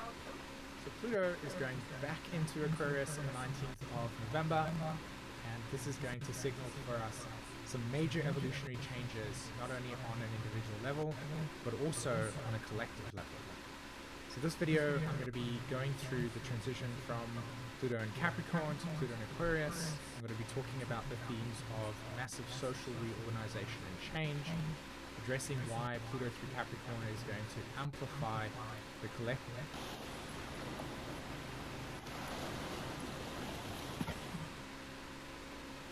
Hello, welcome back to my Jordan Circus Teachings. I'm Iris. And we are gonna begin chatting about Pluto in Aquarius. Now, we have already worked with Pluto in Aquarius. We had a little taste of it in 2023. We spent January 2024 to September with Pluto in Aquarius. Then 2024, September into November brought us into this last dip. Pluto in Capricorn, and it has been real. And now, November 19th, Pluto enters into Aquarius, so I am uploading this before that entrance has happened, a few days before. There could be events that have happened since I've made this. So you could be watching it with Pluto in Capricorn, you could be watching it with Pluto in Aquarius. And here I am just going to talk generally about some of the themes that we are working with, that that we're opening to, that we are co-creating with as this major shift happens. I will do another video that is going to speak specifically to the themes of Pluto in Aquarius through the houses that will support you kind of working with your own natal chart. Here, I really just want to talk about Pluto, transiting Pluto, and Pluto in Aquarius, especially, not from any perspective of prediction, not from any perspective of control. Sometimes if we're using something like astrology to predict, then we can consciously or unconsciously be driven by fear and be driven by kind of a drive to control, which is usually driven by fear, versus being on a journey of co-creative exploration and discovery and allowing the stories to change, because my own personal belief in working with astrology is that the stories do change, and especially when we are talking about Aquarian energy, we are talking about timelines and different possibilities, and we are talking about timeline shifts, and when timeline shifts change in our own personal life, our stories in our life change.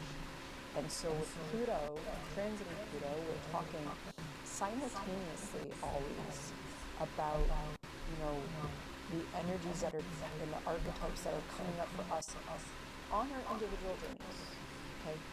And for the collective and the various collectives that we are all part of. And with with an outer transiting planet, we can't separate that kind of collective social element, what in social theory we call the macro level, from the micro level, which is our very embodied, personal, subjective journey, and they're both very important. Now, what sometimes gets left out when we're talking about the collective of a transit is forgetting that collective is made up of all of us individuals. And so this is where, certain uses of astrology can get problematic, because we are not all here desiring to be the most spiritually aligned, workable person that we can be. We might believe that on a soul level we are, right? But there is a difference between soul consciousness and the waking consciousness in this human journey, and ego consciousness. And they are different levels and different experiences, and they are complicated and they are related to each other, but they are not the same expression. And so in this human journey that we're in, we are constantly coming into new awakenings, and awakenings is a word associated with Aquarius. Aquarius energy is about event. It is about evolutionary impulses and intents. It is about the spark of creative genius in an air type of way, which is different than a water way, which is different than an earth way, which is different than a fire way, in the plane of intellect, in the plane of visionary ideas, of how evolution and progressive collective growth can occur. And Aquarius energy is complicated. I say this a lot because it simultaneously is about that collective growth and that collective energy. It is individuals wanting to find their pod of like-minded souls and like-minded minds, and kind of like, the intoxicating allure when you're in that intellectual plane and you're with someone and they can meet you and you can go into those visionary places. It's beautiful. And if you have a ton of Aquarius energy in your chart, it can kind of also cause problems, because we can literally forget to eat, or we can forget we have a body, or we can forget that other people have emotions and they don't just want to be in the intellectual plane, right? But Aquarius energy is in the intellectual visionary plane. It is higher mind. It is awakening. And it is doing that, yes, for the collective, but also on our own individuating path. And that's where oftentimes unconsciously, that kind of association that we make with Aquarius energy, which is about the individual, it's that authenticity, that kind of rebellious genius, that's very individual. It wants to be evolving from that perspective that I kind of mentioned earlier, that as we all evolve, then the collective evolves, right? But when the Aquarius individual wants to evolve and the collective that it's part of does not want to evolve, that can create a lot of tension, that can create a lot of issues, that can create violence, that can create a lot of things. And usually, especially in like a micro level, the Aquarius individual ends up leaving that group, you know, and they're who's right, who's wrong. We're on different soul journeys. We have different paths. We have different needs at particular moments, right? And so this is where really working with astrology is pretty messy. Working with the collective and the way that it's made up of individuals is pretty messy. And so Pluto in Aquarius can be a little messy. And ultimately, Pluto switching into Aquarius, 20 years, okay, of soul evolution, soul desire for evolution, for also healing and empowerment along these themes of awakening, awareness, connectivity, the micro and the macro, having to learn new ways of doing this human thing. Now, transiting Pluto is literally the collective soul, okay? And just saying that, you know, if we're talking about the collective soul, that's going to manifest in this plane differently in different cultures, with different themes. We are further into this age of globalization, and so that's also part of Aquarian energy. And so the way that Pluto, we can't just make like one simple grand sweeping claim about Pluto and Aquarius, because we have different collectives and we have different stages of evolution within those collectives, and yet there is this drive for evolution and awakening. Aquarius is also, because it's for that evolution, and it is the collective, and it is also usually, it has a component of service for that collective. It does usually want to bring in new paradigms of justice, new paradigms of social organization. They ultimately want to be something that can be aligned to higher self, to higher mind, to the implicit understanding that we are all connected, regardless of those different cultural manifestations, regardless of those different stages of awakening. We are all part of a collective net, and we are not separate, and we are not better than one another. And that is part of the Aquarius understanding, is that we are not better than one another. And yet we find ourselves all in different stages, and therefore we have different needs and different desires and different soul trajectories. And when Pluto moves into a sign, you know, Pluto's drive is to evolve. And the way that that happens, you know, evolve is also healing. And when we want to heal something deep, and Pluto is as deep as it literally gets in archetypes, like it's as deep as it gets, it needs to be exposed in order to heal. It needs to be exposed and witnessed and seen. And then we get to make choices. Do we do the work of allowing what is here to be seen in my own self, in my own journey, so that I can heal it, and those parts of myself that I might have been trying to disown, or I might have been taught to hold shame for and therefore didn't want to see, I can say, oh, it's here. Oh, it's actually me. Oh, okay, I love me. I might not have been proud about everything, but it's me. And if I want to move as an integrated whole self, I accept it. This is what Pluto in our natal chart, we're on a soul journey learning to do this. And transiting Pluto brings it into our role with that Pluto drive for our own life, so this is Aquarius, and as that simultaneously also impacts collectives. And so as we make this shift, what is being exposed?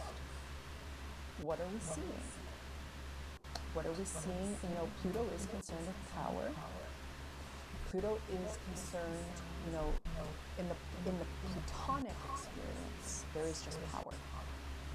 And there is a desire to heal and be empowered from a disempowered place. There is a desire to experientially understand what that sweet spot of intimate relating without manipulation is like, what it feels like. Imagine actually having that in a social organization. Imagine having a social organization with no manipulation. Imagine it. Where we're not having to present ourselves in a particular way so that we can get one up, so that we can achieve that status. And we don't need to look at government for that. Think about any professional workplace. Think about any institution. Imagine where we're actually just working from a place of embodied, honored intimacy because we recognize that we're all equal. Right?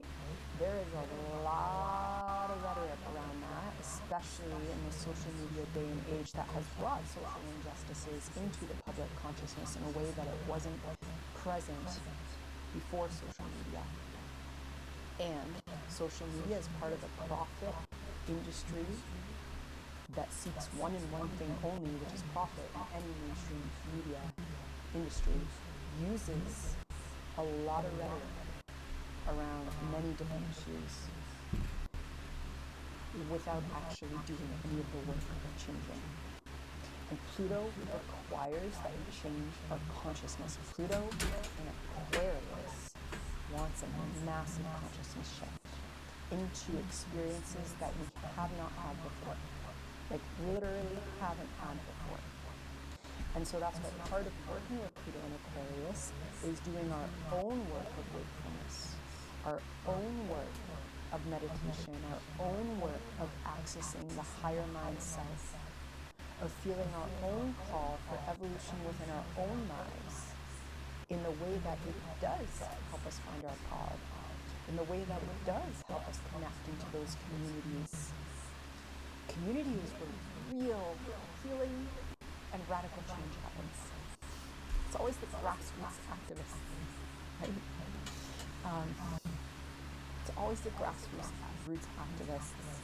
They are the ones that have been saying things that then one person gets famous for, and like it's like someone just came up with these ideas. It was like, nah, those feminist grassroots folks, they've been doing it for decades. They're gonna keep doing it for decades. They're not doing it to seek glory. They're doing it to seek radical change, right?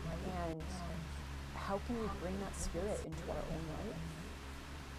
Because we are entering a new age in an immediate sense and in a much bigger sense that is way beyond any of those of us who are alive at this time, right? And there isn't a weightlifting. You know, we can and we will and I will talk about technology, talk about the media. These are things that align with Aquarius. Technology is part of Aquarius, and there, as is mindfulness, as is understanding the mediums and the technologies that we are using and the implications and the impact that they have, right? I've seen some folks being like, Pluto in Aquarius is wonderful because it's the last time we had it was Industrial Revolution, and this then means that we're just going to have a wonderful, expansiveness of our technological innovation. And yeah, we're going to see a lot of technological innovation. The Industrial Revolution is also directly related to climate crisis. It, from a social media history perspective, facilitated a lot of injustice. You know, there's never one simple narrative. And we need to move into this particular rise of innovation with a lot of mindfulness. And media literacy is not something that is taught. It is not something that is taught in schools. It is not something that is taught widely to the public. And media literacy is, the new form of essential critical thinking. And this goes far beyond news outlets. This goes into the entertainment that we consume. It goes into the reels that we consume. It goes into the people that we listen to. It goes into the complicated ways of is this information, is it grounded in experience? Is it grounded in thoughtfulness? Is it grounded in someone that has spent decades with this topic, decades with self-reflection? Or does someone that knows how to use technology really well and can present as if they were an expert? And we're going to see so much more of that. We're going to see a lot. It's going to be messy, right? And all the more reason that we have, with Pluto and Aquarius, a drive to become incredibly mindful of our own awakening journey. And that is a soul directive. And probably that, like one sentence that I could have said, could summarize this entire video, because that is what it's really asking us to do. And that's why I'm going to make a video of Pluto through the houses in Aquarius, so you can kind of just have some little food for thought as we journey through this. But I think especially with Pluto in Aquarius, it's really important to just keep checking in. And to keep checking in and seeing how paradigms are shifting in all different ways, because it is a shifting mosaic. And not getting, easier said than done, not getting too attached to the story of what that mosaic looks like at one particular time. Because Aquarian energy knows that there are other timelines. And the thing about timeline shift in our own soul journey is like, it's radical. And sometimes it comes from us doing really challenging, reflective work. And getting into that place where we make a choice and we go down a different path. I had a Buddhist teacher that once described our journeys as, it's like we see the one-way sign, we see that it's actually a dead end, and we keep going down that road, hoping that it's not going to be a dead end, even though we saw the sign that it's going to be a dead end, right? And the timeline shift sometimes is when we choose not to go down that road. And yet I think it's also very important there to acknowledge that every time that we go down that road, it is a different journey. And we are embodying different experiences, and we are learning. And especially when we take our focus off of the goal of getting somewhere, it's just as important to allow ourselves the time we need going down that road, because every time we walk down it, it is different weather. It is a different ecosystem. There are different people showing up. We have a lot of beautiful experiences in the moment, and yet there might be a soul longing to go down a different road. And Pluto in Aquarius knows about so many different roads. And we're going to see massive timeline shifts for our own individual lives and in the collective. And, it's going to be challenging. I think we already have a taste of that. And this is where it's really important, when we're working with the outer planets, whether it's Uranus or Pluto or Neptune, they do not work with categories of good and bad. They work with the evolution intent of that archetypal drive. And for Pluto, it's transformation. And remember that Pluto is about death and rebirth. Okay? Death and rebirth in time scenarios that are way beyond one human life, and yet this one human life is what we have right now. And so it's also just so important to honor the journey and honor the work and honor the challenges, and try and not get stuck in binaries of good and bad. And the way that we get out of those is coming into that power of the present moment. And that is part of the meditative insight that when we come into that place, helps us connect to higher mind, which is where Aquarius gets its visionary seeds, is from higher mind self. And so there's such an opportunity for that connection and the places it can take us. And I'm going to stop here before I go on for another 20 minutes, because we'll just have more opportunity for more videos. I'm sending a lot of love to the shifting timelines of consciousness that we are all journeying through, and I will see you soon. Yeah.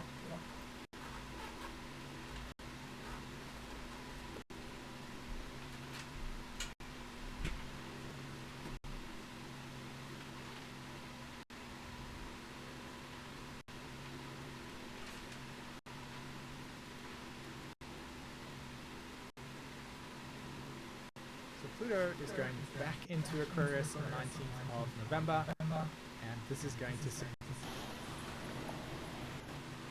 Pluto is...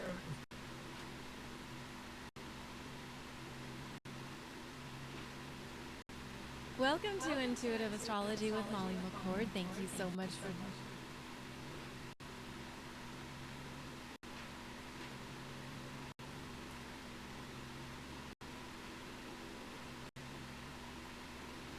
Pluto's last stand. He is moving out of Capricorn into Aquarius for the final time, November 2024. What does this mean for all of us? How can we get the most out of this? How can we prepare for this Pluto in Aquarius? I want to give you some practices, some ways to look at different things, and to really feel into, illuminate what this is. I think Pluto's an interesting energy in that he's so unconscious, he's so hidden. So maybe this conversation, we can shed a little bit of light in some of your unconscious territories. Bring a little illumination to some of the hidden aspects of self that maybe haven't been able to get into yet. So I really very much encourage you to hang tight, stick through to the fullness of the video, to the end of the video. There's a way that things build on things and rewilding. There's a way that we kind of whip up a Shakti storm, I like to call it.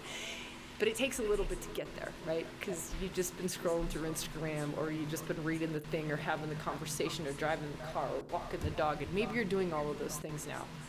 But it's still just going to take a minute to shift gears and rewire us into some of the magic. And that's where I want to take us, is into some of the mystical magic of Pluto, the mysticism. I want to kind of blow our minds and open us up to, which I think is part of what's going on with Pluto shifting, by the way, is blowing our minds, is blowing our circuitry.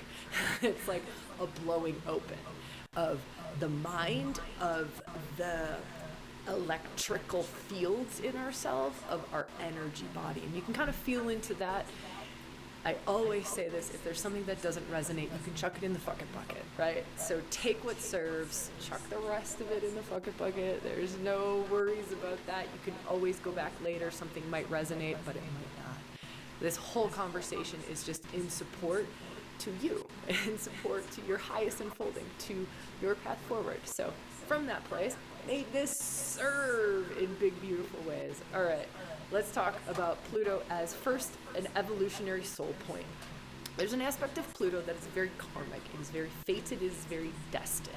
He is a point that we always want to look at in our astrology charts. If you're into astrology, you don't have to be, no stress.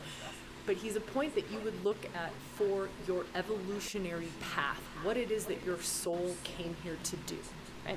That's just Pluto. It's like he's coming in and he's saying, this soul has this deep desire, that's Pluto, this soul has this deep desire to really dance in this territory of life. And you would look at the house, you would look at the sign, you would look at the planets, the asteroids that are in aspect to Pluto. So it's not just generational, because we know Pluto moves very slow, right? He spends about 20 years in every sign. So you don't just go oh, well, my Pluto's in Libra, right? You want to look at all of the things around that to really understand it. But if you're not into astrology, that's fine. Let's talk a little bit about what Pluto represents from a soul purpose standpoint. He's pointing at, here's the, you ready for this? We're not going to like it. We're not going to like it. Here's the stuff that you don't want to see that you deeply desire that's going to make your life fulfilling. That's Pluto, right? We don't like that. We don't like that. It's the stuff that you don't want to admit to. It's the stuff that turns you on that you don't want to admit to. And it's not just turns you on sexually that you don't want to admit to. It's what is it that turns you on that seems taboo, that seems like you should not admit to it, that you don't want to tell anybody about, you don't want to confess. That's Pluto. That's Pluto.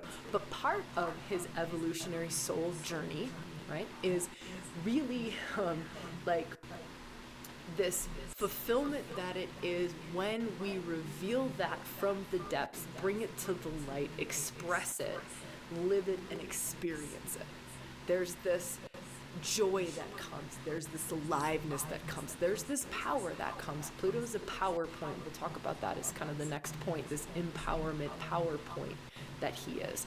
But so from this evolutionary standpoint, he's like, look, part of your soul's evolution, you're going to be required to dig deeper. You're going to be required to own the parts of you that you're ashamed of, embarrassed of, scared of, have a lot of fear around, want to deny, you don't want to admit to. But that's going to be part of what makes your life so incredibly fulfilling, is when you have the courage to let these deep desires come out to the surface to be expressed. So it's like having one of those really radically honest conversations with a beloved, with a good friend, with a partner, with a soul friend, Anam Kara, right? Like someone you can trust with your soul to hold this safely. And you just go like, I'm longing for relationship. Like I do not want to admit to the fact that I am just longing for deep, solid, intimate fucking partnership. And I don't want to admit that to myself.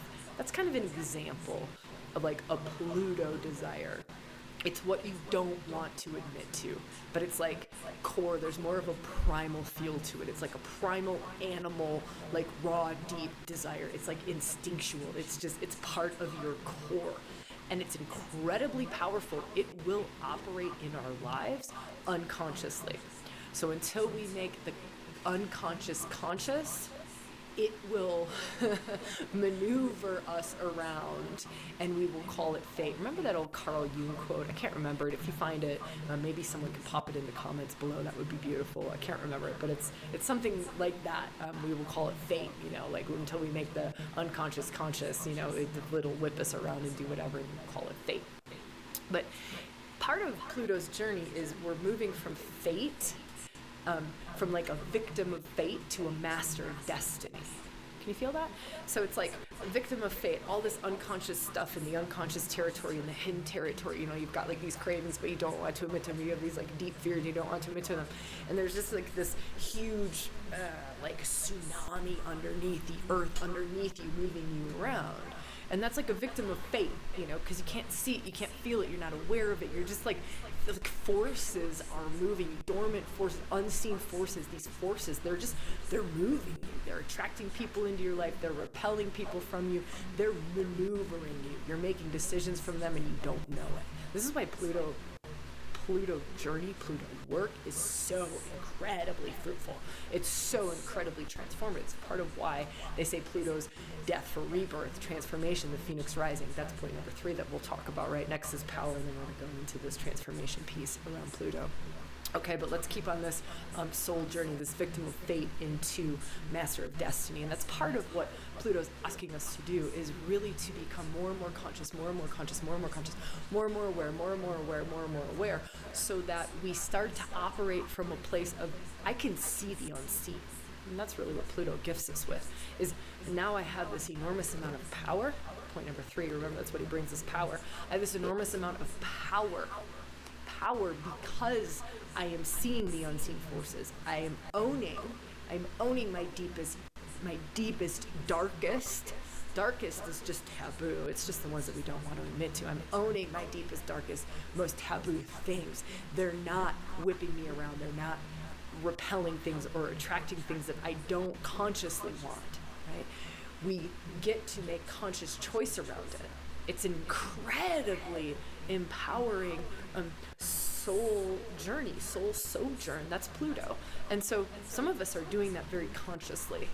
Some of us are doing that very unconsciously. Some of us are actively avoiding doing that, but it's going to be happening no matter what. So now what does this mean if we were to just take this first point and go from a soul evolutionary point, and we're going to say going from Capricorn into Aquarius, soul evolutionary standpoint. Now it's like you're still on the same soul path. You're still going from victim of fate to master of destiny, right? You're still like reclaiming more and more of your unconscious desires. You're making more and more of them conscious, right? To embody them and express them out into the world, to create the life that you deeply crave.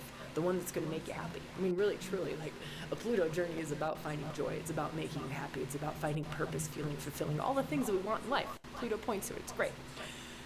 So now he's moving signs. What does this mean? Well, one, it's a bit disruptive, you know, just him moving signs. And he's been doing this for a while because he's been doing a dance back and forth with his retrogrades and moving direct back and forth between Capricorn and Aquarius, Capricorn and Aquarius, Capricorn and Aquarius. So it's a bit disruptive. So just know that this like soul sojourn forward is a bit disruptive. And it's almost like the color of it. It's being colored. When he's moving signs, it's being colored differently. So it's like the Lord of the Underworld, Pluto, he's got this like soul sojourn, you know, he's trying to like help you, you know, become more conscious of your deepest truth, the darkest stuff that you don't want to admit to. And it's like he had a lot of power to help you see that in things that were flavored with Capricorn energy. Things that were flavored with Capricorn energy are structures, they're foundations. Let's just say it like it is, the old boys club. Patriarchy, we could say. I'm giving you a lot of different things. Again, if I rub you wrong, that's okay. Just throw those words in the bucket, remember? But let's give you some more words around Capricorn. It's hard work. It's hard work. It's one foot in front of the other, walking up the mountain, right? It's the sea goat moving up that fucking mountain, one thing at a time. Capricorn is also very karmic. There's a very karmic energy to Capricorn. Now, let's just talk about this last little bit where Pluto is just about to make his way into Aquarius. Just about to. That 29th degree, that's the last degree. This is the last stand. He's on the karmic degree. It's an anorectic degree. It's very, very karmic. It's like he was loud before, right? He was loud before. He gets him back and forth. Now this is his final swipe. Now it's just like he's bringing out the big guns. He's bringing out the big guns. And he's kind of like, here's what I haven't been able to deliver to you from a Capricorn standpoint. Here's what I haven't been able to bring into your consciousness from a Capricorn standpoint yet. This is my last swipe at it. Now, a Capricorn standpoint is going to be in a very masculine way. It's going to be in a very solo way. It's going to be in a very hard-working way. It's going to be in a very... You can kind of think of Saturn. Like Saturn is the ruler of Capricorn. It's a very earthy way. You want to think foundations. You want to think structures. Those sorts of things. And so he's kind of saying like, all right, it's also cold. There's also a very cold, rigidity to Capricorn when Pluto's hanging out in there. So it's like cold, it's impersonal, it's rigid, right? You can kind of feel some of that sort of energy. And this is not at all linked to Capricorn. So I can feel some of you getting a little offended. I love Capricorns, right? I love that energy. Like this is not about that. This is trying to give us some insights and some feels onto how this is showing up in our lives. Okay, so that's Pluto moving out of that into more cold energy, more impersonal energy. Isn't this, it's so interesting to me, right? That this soul deliverer, you know, like soul, like your deepest desires, let's make you more conscious. That's why it's partially evolutionary. It's also a spiritual point because he's literally making you more conscious. He's making you more conscious. So also he's moving into Aquarius, and when he's moving into Aquarius, this is another, it's like a bird's eye view kind of a sign. So where Capricorn was hard work, one foot in front of the other, now it's like bird's eye view, almost disconnected, we can say. That's the coldness of Aquarius. The coldness of Capricorn was just like, it's more like so focused on getting up the mountain. That's kind of the coldness of Capricorn. It's a different sort of a coldness. So now it's moving into Aquarius, and now the coldness is a detached coldness. So it's just interesting. You just feel like how this is for you. Like Pluto, you know, kind of his, in like this soul guide, you know, this evolutionary guide, this let me make the unconscious conscious for you, is moving from an earthy energy, let's talk about this aspect, into an airy energy. Air. It's going to move quicker, air, more in the mind, less in the body, right? Less foundation. So Aquarius is, there are no foundations. There are no fucking limits. There's no boxes. Like Aquarius just blows up the box. It's like the antidote to Capricorn. That's kind of how the signs go. It's like the antidote to Capricorn. Well, the antidote to like being so rigid, so earthy, so grounded, so hardworking is just like blow up the box, right? I have no boundaries. I have no limits. Aquarius is also detached but community. Isn't that interesting? It's like less one-on-one interaction, less like heart-to-heart interaction, and more like, well, this just like makes sense for us to collaboratively communicate. Like we, like the power to the we, you know, the we kind of an energy. Okay, so soul evolutionary standpoint. Let's see if there's anything else to come through around this. Like as this making the unconscious conscious, you're becoming a master of your destiny. Master of destiny in Aquarius. Master of destiny in Aquarius would be things like we're going to be forced to look at, let's just say, unconscious patterns, because that's part of this, making the unconscious conscious. Unconscious patterns around sharing. Unconscious patterns around co-creating, unconscious patterns around collaborating. Again, this is all evolutionary standpoint. It's just now that part of his flavoring and his gifting is in this way. Unconscious, I'm going to say unconscious patterns around money, how we share money, how you share money. Of course, Pluto is just linked to money. It's linked to power, and we'll get there in a second.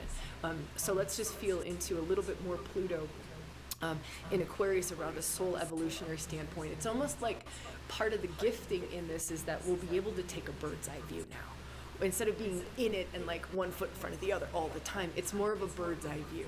We're going to be able to move a little bit quicker, maybe see it, maybe be like standing on the mountain instead of the one climbing the mountain as Pluto. It's like you're almost like able to see it from this detached kind of a place. It's almost like you're the technician of it in a different kind of a way. So that's going to be interesting from an evolutionary standpoint, how that plays out and how that works for each of us. But it's like the master of destiny, you know, more and more unconscious coming to be conscious. And we could say shadow work is going to shift. That's Pluto, right? And if we did shadow work in this way, real earthy, like puke it out in a bucket, that's kind of how it's been for the last 20 years, I would say. Like, it's been real body-based, like real somatic. You want to move the dense emotion out, and you want to, you know, somatically body-base it. It'll be interesting to see what shadow work does, right? Because shadow work is part of this evolutionary development, and it's Pluto, right? And so how is shadow work going to look? It'll probably be less body-based. It'll probably be more like electricity, more mind-based, more... You can think AI, right? But AI inside of ourselves, this like superhuman capacities, like switching on new wiring, new ways of making the unconscious conscious. And we have yet to see what that looks like. I'm curious. I'm wildly excited. Yes. All right, let's go into this next theme around Pluto. So I said the next one that we would talk about, I said we were going to talk about power, and then I said we were going to talk about transformation. We'll probably just keep it to those three. So now let's talk about power, and let's talk about what the shift means from a power standpoint. So first, let's just flesh out like Pluto and power. Part of the thing is that Pluto holds so much power and points to so much power because that which we consciously avoid or we unconsciously avoid, that which like sits and festers in the underground often gets more power to it. Like we end up giving it more power. We give it more power. It will grab shame and it will like pull energy from shame that we put to it, right? Or fear, or the power that it takes to hold something in the basement of our being, right? There's an enormous amount of power that it takes to keep the shadows in the shadowland. There's an enormous amount of power that it actually takes that we're mostly not aware of, but a lot of life force, a lot of our vitality, if we're trying to fit in a box, like let's say you're trying to fit in the good girl or good guy box. You're just trying to fit in this box, but you're denying all these parts of yourself. So Pluto is like, hey sunshine, like here's your power. Here's your power. I want to empower you. I want to open you up to your raw power. I want to open you up to your sexual power. It's part of what Pluto's about. I mean, Pluto in the myth with Persephone, that's what he opened her up to. That's what he gifted the feminine with, was here's your vitality. Here's your life force. Here's the whole other aspect of you that your mom has been denying you, that the world has been denying you because they've been keeping you in this like innocent, sweet, above ground kind of a world. And Pluto's gift to the feminine, right? Pluto's gift to the feminine in all of us, the feminine in all of us, or just these aspects in us. Is Pluto's gift of that is, I'm gonna love the parts of you that you can't love. I'm gonna literally love them out of you. I'm gonna love your wildness out of you. I'm gonna love your sensual nature out of you. I'm gonna love your wild man, your wild woman, your wild person. I'm gonna love that out of you. That's Pluto. He's like, why would you judge your sexual energy? That's Pluto. He's like, why would you judge that you're desiring to have a family? Why would you judge that you're desiring to live alone in the woods by yourself? Why would you judge that? That's just what's true, right? So that's an aspect of Pluto. He can love dark gods and dark goddesses. Pluto's a dark god. He can love the unlovable, the parts that you can't love. Like, have you ever seen a person or met a person or been with a person who they stare at that one part of you? This is a masculine gift. It's Pluto. One of Pluto's gifts is they can penetrate into a part of you that you don't even know about yourself. That's Pluto.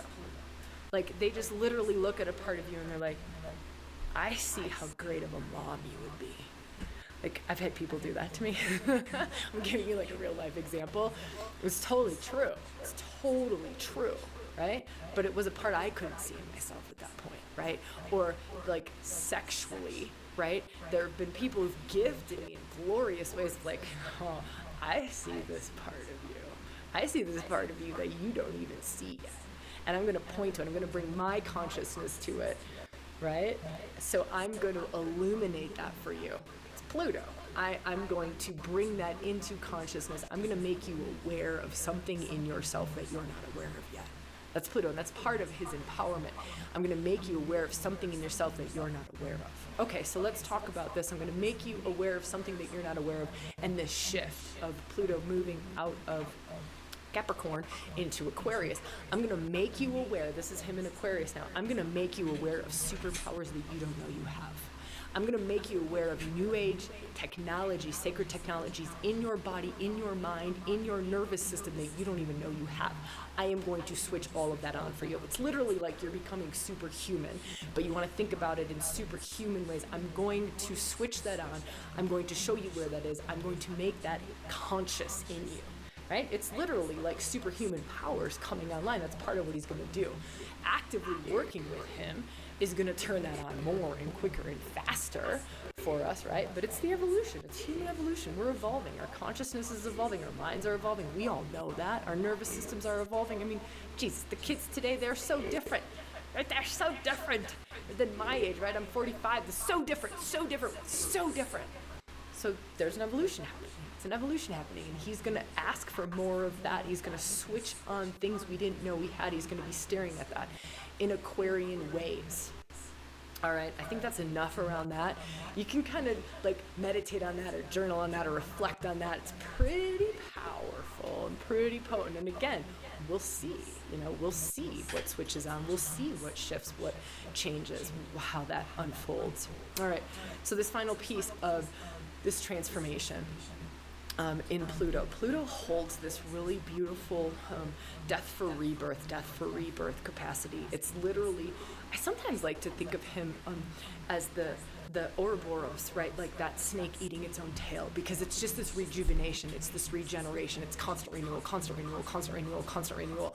You can also think of it as the phoenix going to the ashes and then the phoenix rising, constant renewal, constant renewal, constant renewal. It just dies and then it rises, it dies and it rises.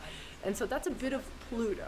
So Pluto as an incredibly transformative energy. But Pluto, when he transforms, he doesn't transform on a surface level.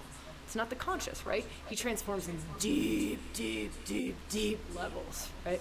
So it's oftentimes transformation that we can barely get our minds to. We can barely cognize it, barely comprehend it, because the mind can't go there. It's too deep. It's unconscious. Like, it's not conscious, so the mind can't go there. That's why we have such a hard time working with Pluto, because we typically need altered states of consciousness. We typically need other doorways in versus talk fucking therapy. I love talk therapy. I think it's fucking great, but there are parts of ourselves we will never reach because the mind is not built to go there, right? Maybe when the mind's in Aquarius, Pluto's in Aquarius, maybe it'll turn more of that on for us. But right now, we are where we are. Okay, so let's talk a little bit about this transformation. Pluto's kind of going to ask, how quickly can you transform and evolve when he moves into Aquarius? Because he's fine with it being slow. He's fine, slow and steady, turtle pace when he's in Capricorn, right? I'm cool, your transformation, your change, your pace. Okay, it's fine, one foot in front of the other, okay. He's gonna ask for that to be much quicker. So the amount of times you're gonna shed a snake skin, you're gonna shed your old skin and grow a new skin is gonna increase exponentially. It's gonna be intense. It's gonna be, and these next 20 years are gonna be wildly intense for transformation. But we get to be aware of it. We're having this conversation. We get to prepare for it, right? We get to prepare for it. Just go, okay, I'm gonna have to cling a lot less. To me, he's also gonna dissolve a lot of ego, because he's dissolving structure, he's dissolving foundation, he's gonna dissolve a lot of ego, because he's gonna be asking for much quicker transformation. Who you thought you were, what your ego has identified with, is now gone, and it's gone, and it's gone again, and it's gone again, and it's gone again, and it's gone again. So if there's anything that we can, kind of build the stamina around, or work with, or meditate on, or like kind of build into our daily practices, it's this getting really good with change, like, because it's going to speed up. AI is a very big part of this in the physical manifestation, the external world. And you watch it, AI kept developing. Like, every time Pluto would go into Aquarius, whoosh, there would be like this massive exponential explosion of it. Then he would go back, right, mess up structures, again, back into Capricorn. And you just wait. But as within, so without, what's being developed on the inside of self? That's just one thing that we can point to external to self. But what can we point to inside of ourselves that's going on? And what is that asking of us? It's asking of us to think quicker, think differently, to work differently, to use tools differently, right? And to get really good with change, to get much better with change, because it was okay to go slow. Now it's like neck-breaking pace that he's going to be asking us for. Love it.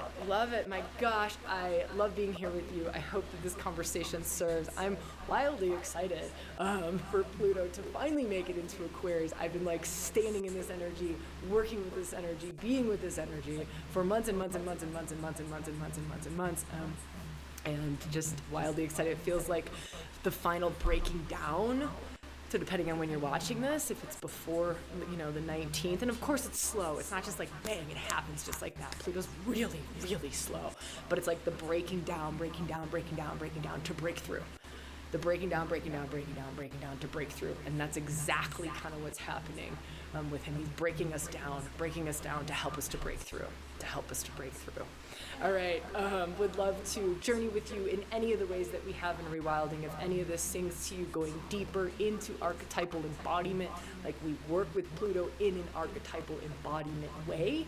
If that sings to you, check out the tour events. We'll be working with archetypes in that embodied way in Rewild Your Life. Those immersion experiences, they're happening in Berlin, London, Sydney. Crazy excited for them. It is actually like the things that I talk about here in astrology. It's really like them inside of yourself. So like we'll take you into your Pluto. We'll take you into your own Hades and what it is that's ready to transform, what it is that's ready to wake up in you, what it is coming up to the next level of embodiment and expression around your own Pluto and many of the other archetypes and parts of self. So that's just a way to journey. Also, there's membership, there's Rewilding Monthly. I call it living close to the bone because it's like living on the razor's edge. That's another way to journey. We do a lot of, it's soul work, let's just say it like it is. We call it living close to the bone because it's like the razor's edge of your soul path. So if you want to talk about becoming a master of destiny, that's really what it is that we're working on, is really that true north path with many of the archetypal energies, lots of shadow work, lots of embodiment, lots of awakening, lots of, I like to say we just whip up a Shakti storm and things that happen in a container with a lot of grace, a lot of Shakti, life force energy, that kind of divine feminine aliveness energy. The things that can happen in that kind of a container are just things that don't happen out in everyday life. So if that sings to you, that's another way to journey deeper. I would love to be in any of them or all of them with you. There's also a California Priestess Training Retreat that's happening in March, I think, of 2025. That's our only priestess training for the year. It's the only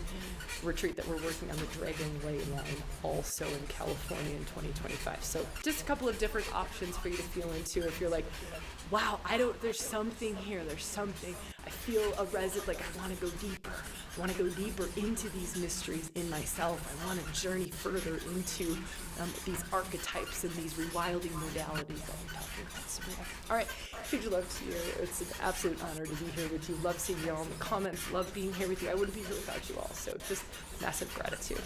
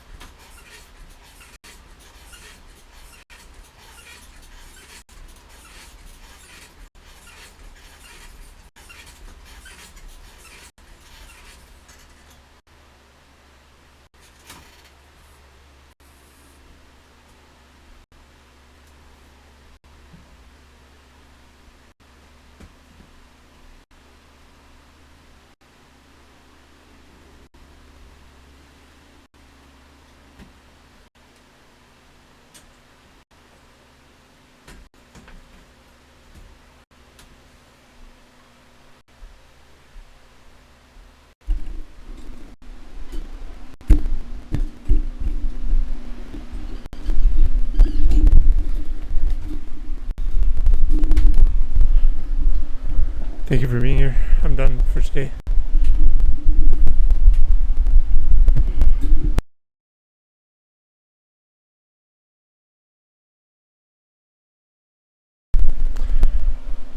Thank you for being here. I'm done for today.